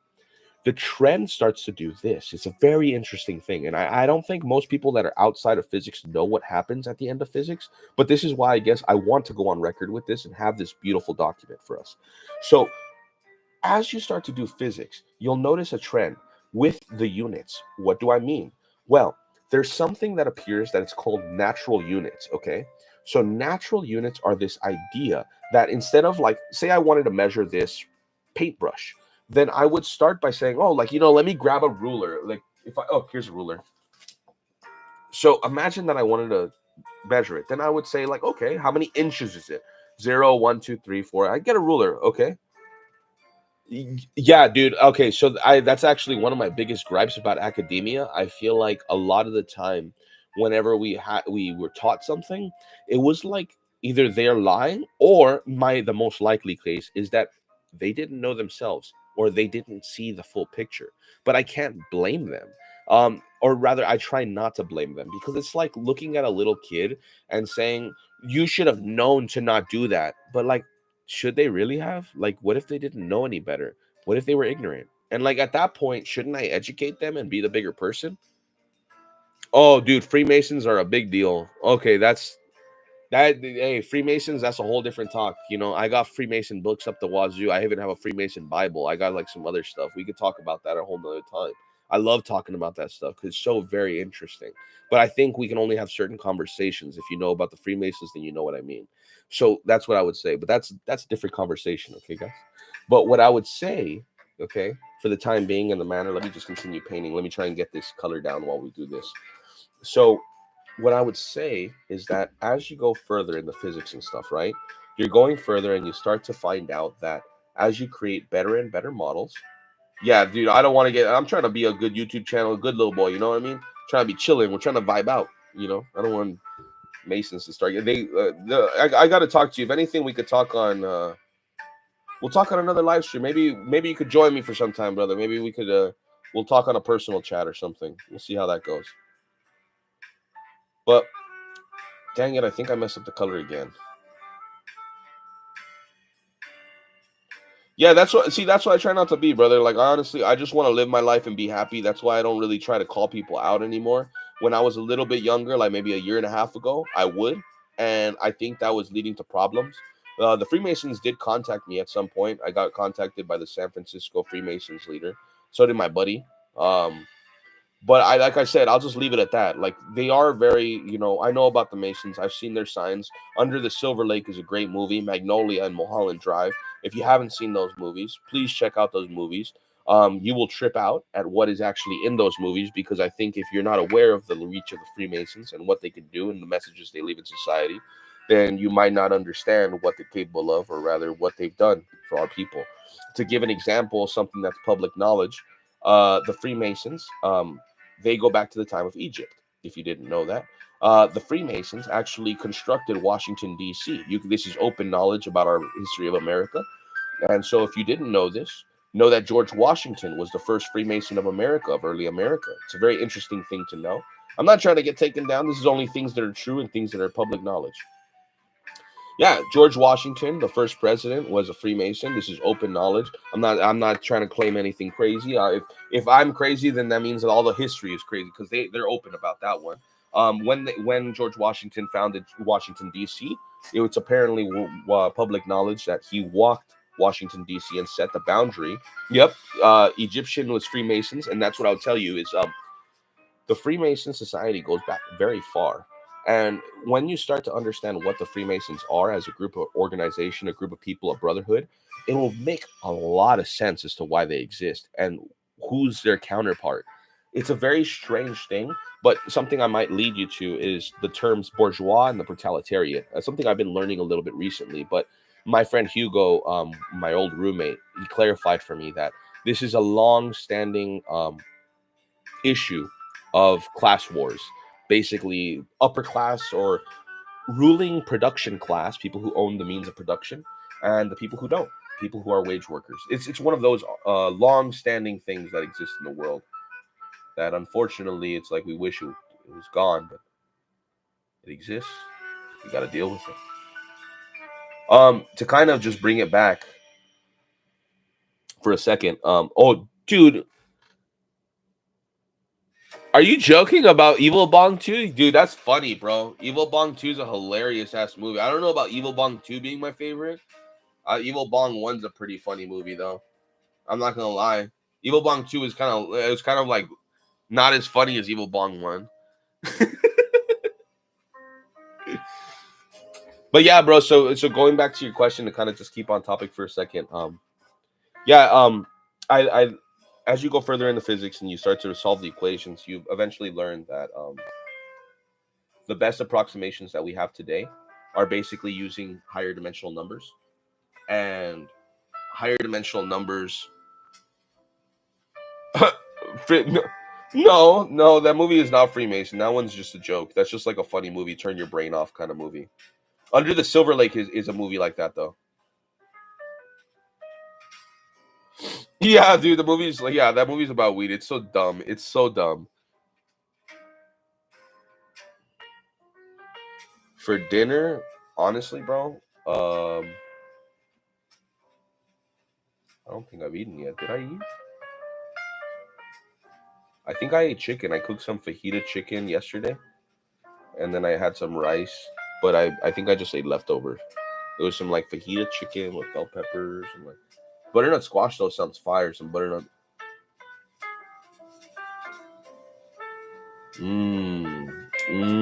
Burrito. Rico's tacos. Mmm. Ouchie, ouchie. Let me get some Alfredo pasta. Ooh. Are you vegan at all? Do you add chicken? Or do you just throw it like that? Or are you messing around with like some vegetable kind of deal? I do that too. I'm just wondering. I'm just like kind of curious.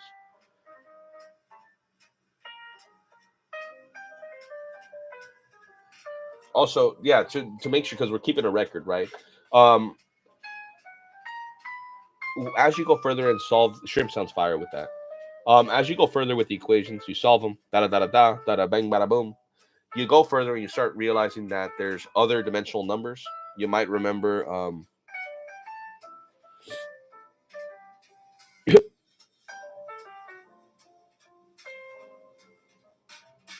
Is veganism actually popular in Bolivia, bro? I don't know. Either if it is, that's wild.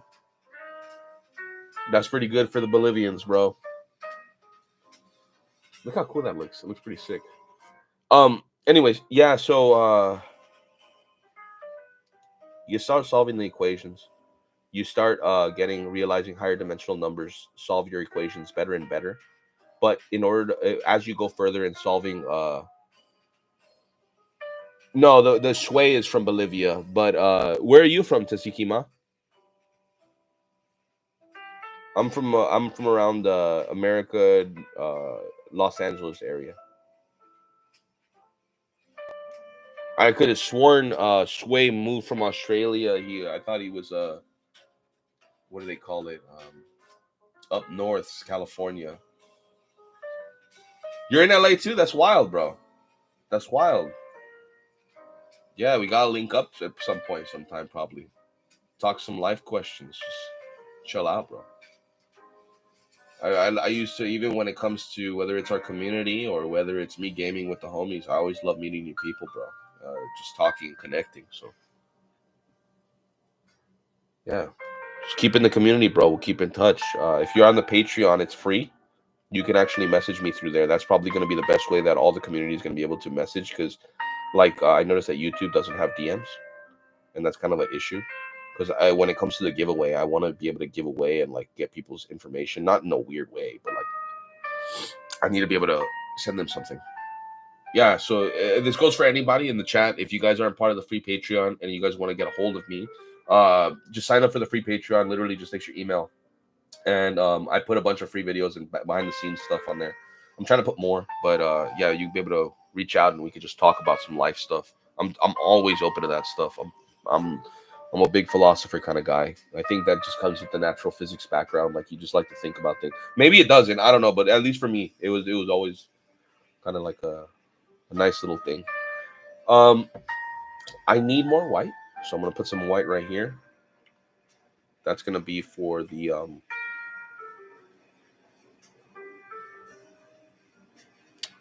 mouth. Damn it, it's not coming out. But yeah, so like let me just finish up the train of thought because it keeps getting derailed. Um, as you solve your physics equations and you start using higher dimensional numbers, whatever the case may be, the yeah, from time to time, medically at least though, I broke my back a long time ago, so like it's either that or oxycodone, and I do not like oxycodone. That shit sucks. It's the most horrible thing ever. Not that it doesn't make you feel good. Like I'm dead. Like that's the crazy part. It's that it makes you numb. it honestly makes you numb. So it's like it's not a fun thing, and it gets you like kind of like actually physically addicted. So honestly, I smoke, but like for the purpose of like I would rather deal with my pain that way than deal. And I love it, bro, because it's so relaxing, calms my mind, calms my brain. So yeah, but like yeah, anybody who knows me personally knows that, and like you guys now are knowing me personally on the community. Like I broke my back in like 2006, 2000, I think 2008. No, no, no. That's while I was in high school. It was 2015, 2016. I got hit by a car. So like now fucking nervous system is broke, uh messed up, but I'm still kicking, bro. I don't need no sympathy like that. You know what I'm saying, bro? Come on now. Come on now. Hit me with that dap. All right, bro. Hit me with that. Like that, bro. We got this shit on lock. Yeah, yeah, yeah. That's looking good right there. That's looking fresh, fresh, fresh. Yeah, bro, I'm good. Like, no, no, I'm not in a wheelchair. I had to learn how to walk again, but it was I did that shit. Like, I honestly I had to eat well, do physical therapy for just a short time after, and then yeah, like it was wild, but like I'm back walking, bro. It took me I think 3 months. My girlfriend, her name I don't want. I'll ask her if her to release her name. Maybe not. She doesn't want to be public like that. But my girl actually took care of me like crazy. She was one of the biggest parts of my recovery. She like without her in my life, bro. I would have been far weaker. I think because she was able to help wash me. And this is putting it all out there. This is being real because like people need to know like the life's about trials and tribulations and having those stick have she's wifed up, she's wifed up, we need a ring on it, but we're having a kid, you already know. My girlfriend's name is Jonathan. It doesn't is that a boyfriend, or is that a girlfriend boyfriend, you know what I mean, like not in any disrespectful way, but I'm just curious, and I've never heard of a girl named Jonathan.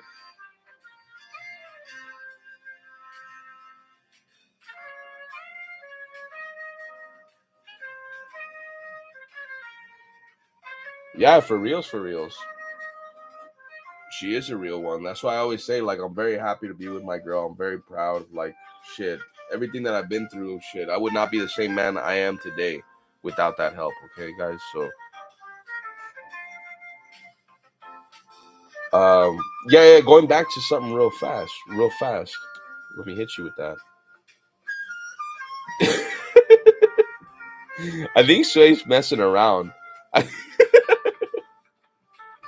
If he isn't, I feel bad. I feel bad for laughing because his girl's name is Jonathan. It's just a funny, like, it got me off guard, bro. It's not something I hear every day. Yo, my girl's name is Jonathan, bro. I love you, homie. Peace and love, though, bro. That's just funny. It just sounded like,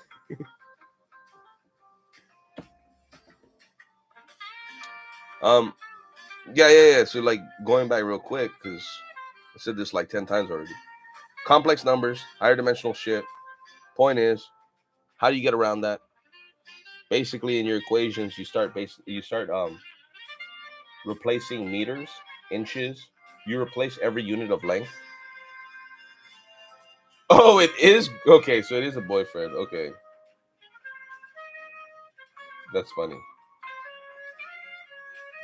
Yeah, yeah, yeah. So like that makes more sense. Well, I'm happy for you guys too. I hope you guys are very happy. I wish you guys many years of happiness and love and peace and like that, like that. Everybody deserves to be happy in this lifetime. I don't wish unhappiness upon anybody. The enemies are just learning. Los enemigas, la opposition, the ops, they're just people who don't know yet. You know what I mean? They're potentially people that we can convert into vessels of love.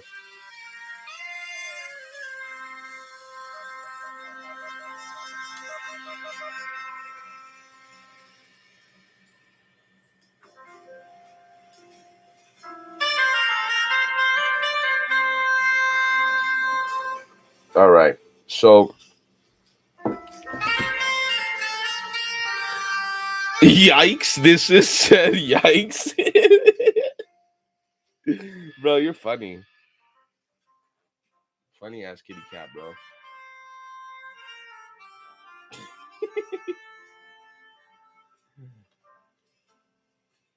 Yeah, yeah, higher dimensional number. The music sounds like balls here, bro. We'll put some.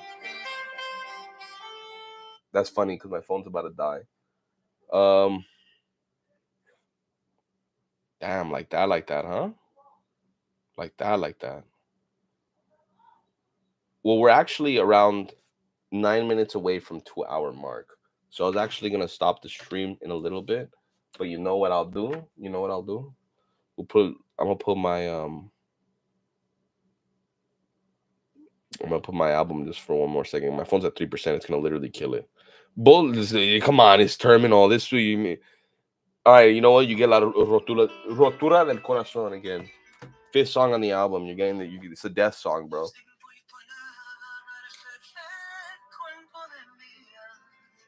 This is the death song just for you because you're dying.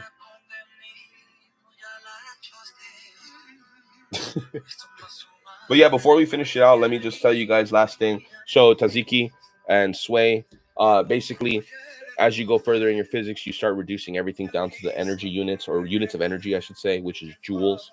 And as you do that, you start to come into this picture that as you're approximating everything closer and closer and closer and closer, you start finding out that it's all the same thing and it's all just energy.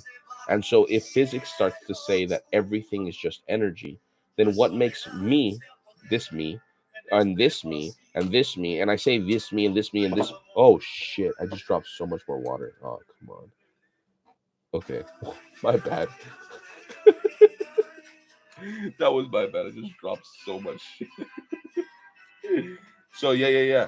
As you as you start to say everything is the same thing, everything is reduced to energy. Yeah, the FG was too straight. Hold up, let me clean that up.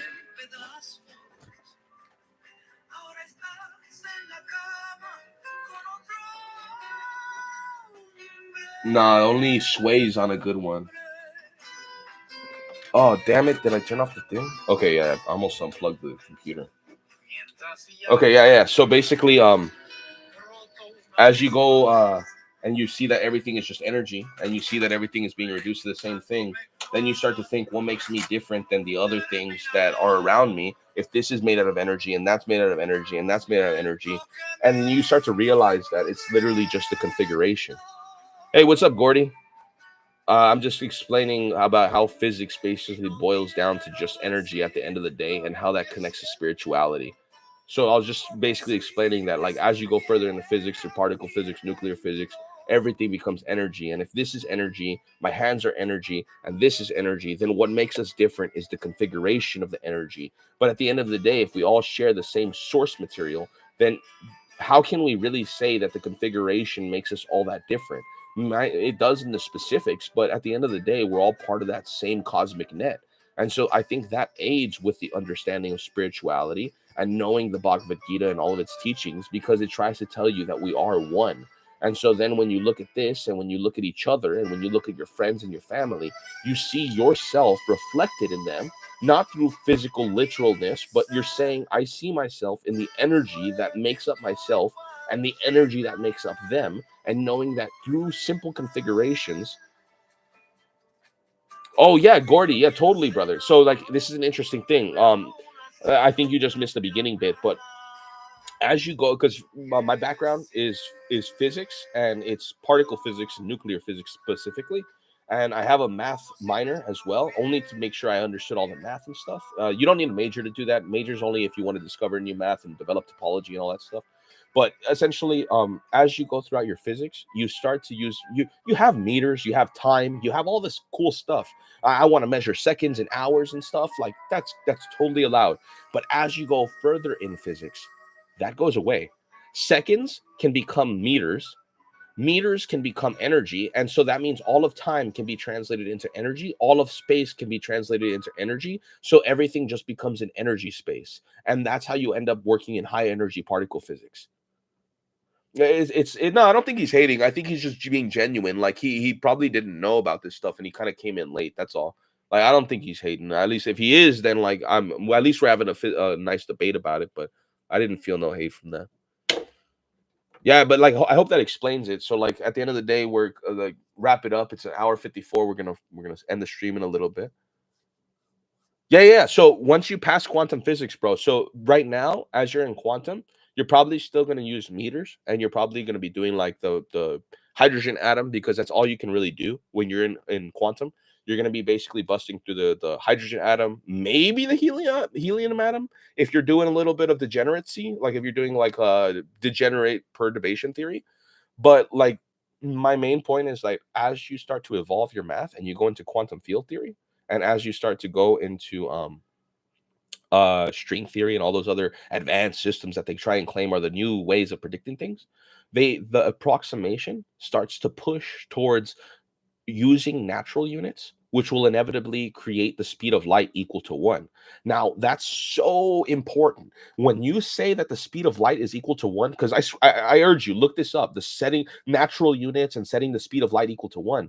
When you do that, if you set the speed of light equal to 1, it basically creates something called a conversion factor from meters to seconds. Because you can just say 3.0 times 10 to the 8 meters per second is equal to 1. So you multiply both sides by a second, and then now you're saying that 1 second is equal to 3.0 times 10 to the 8 meters. So you literally can convert um yeah, dude, like fucking teleport strokes. That, I know what you mean, bro, but that's a separate thing.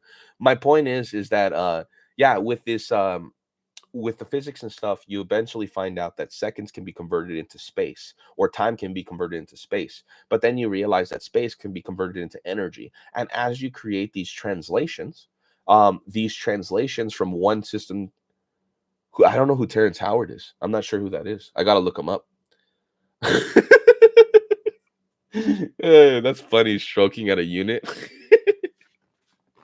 Hey, hit me with let me get a 6'9" unit. You know what I mean? I'm just playing with you guys, but yeah. If Terrence Howard talks like this, that's good. Maybe whatever it is. I gotta look him up. Hopefully, it's a flattering compliment. Hopefully, it's something good. But yeah, that's basically the whole stick, guys. We got 3 minutes left, so if you guys, dude, I don't even know who these guys are. Like Lucis Soli. I'm gonna look this stuff up. Hold up, while you guys are on stream, I'm looking this stuff up.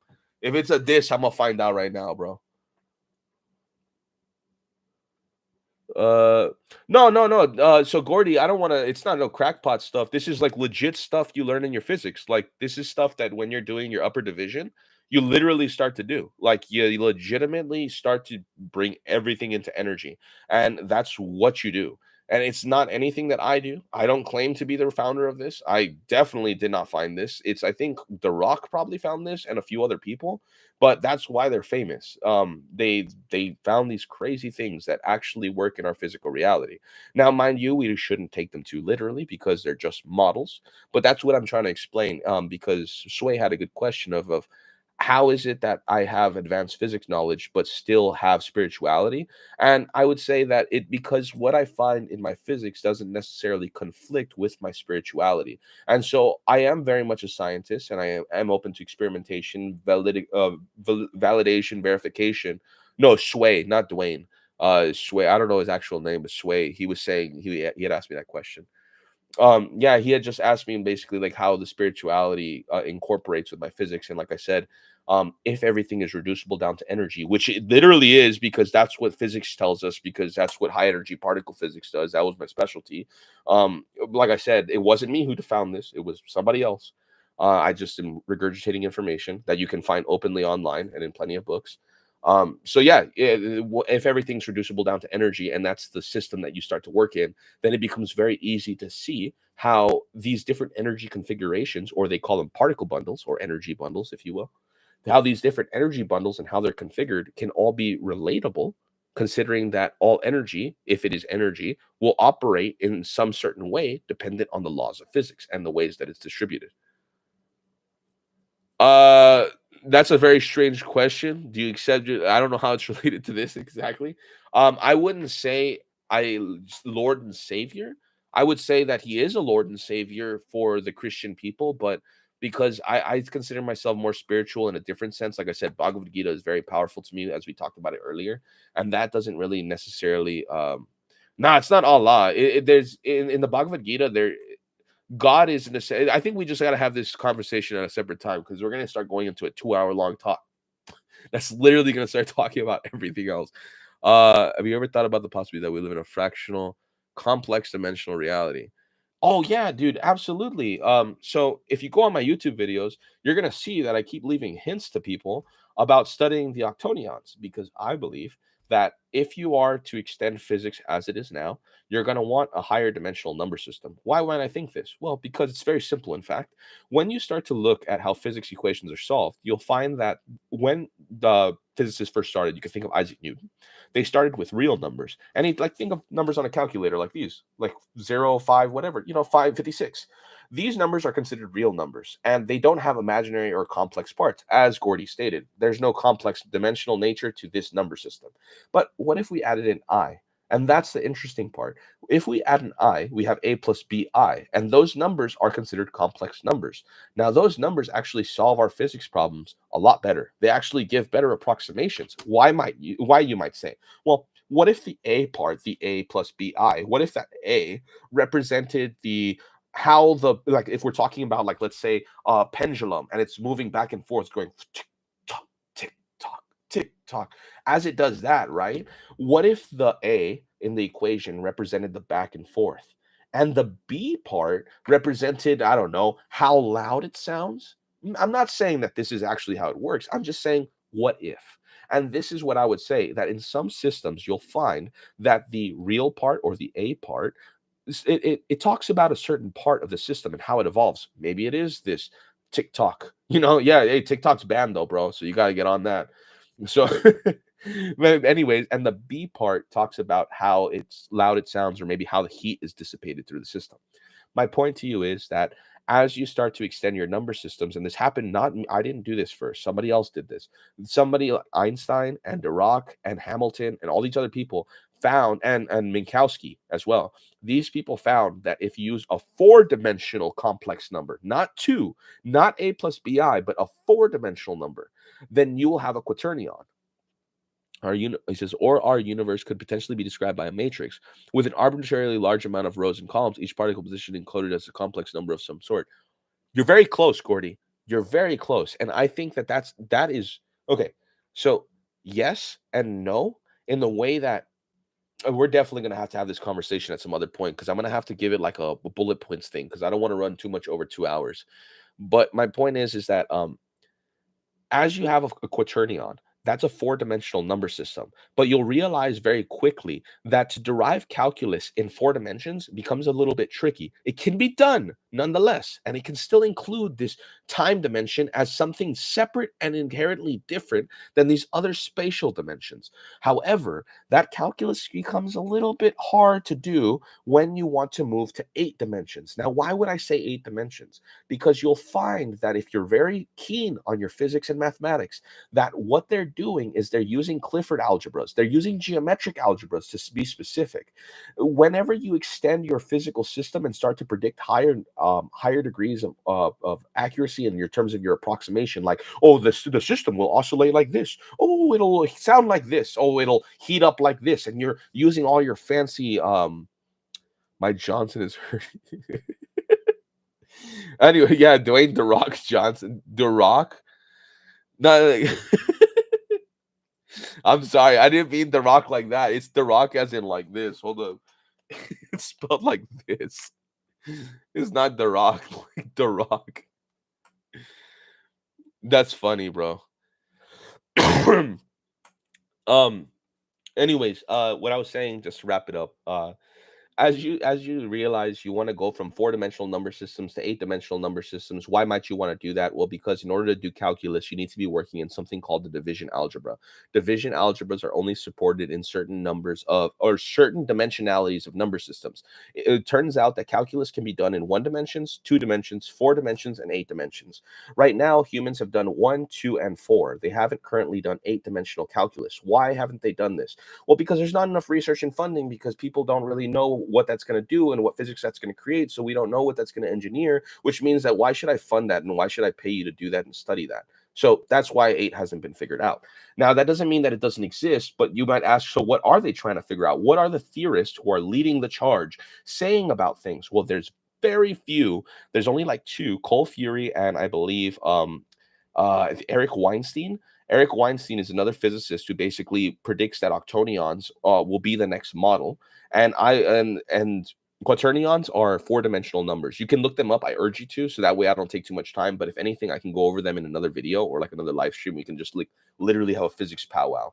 But quaternions, for the sake of our conversation right now, they're basically a way to describe a number like 1, 289, whatever you have, 44, and then add on plus 44i plus 44j plus 55k plus 65l. Like, you want to add on components to it to make it a more complex number. And you might ask, well, how do these complex bits interact with each other? That's a separate question that you want. I don't mind teaching you guys this, but this is like a separate subject. We need to dive into this in detail and take our time with some calculations, some nice pictures and symbolism. But if you don't want to, like, if anything, just look it up on YouTube, look it up some books on this stuff, and you'll find your answers. But again, to wrap up the whole point, division algebras and quaternions, they are fine to work with each other because division algebras. Oh, you don't have YouTube, Sway? You gotta ask Jonathan, bro. Jonathan's gonna get you on the YouTube. I messaged your homie Jonathan, your boy. Yeah, you know what's funny? They have some wild things. I think there's a 64-dimensional complex number. It's called a trigintoduonion.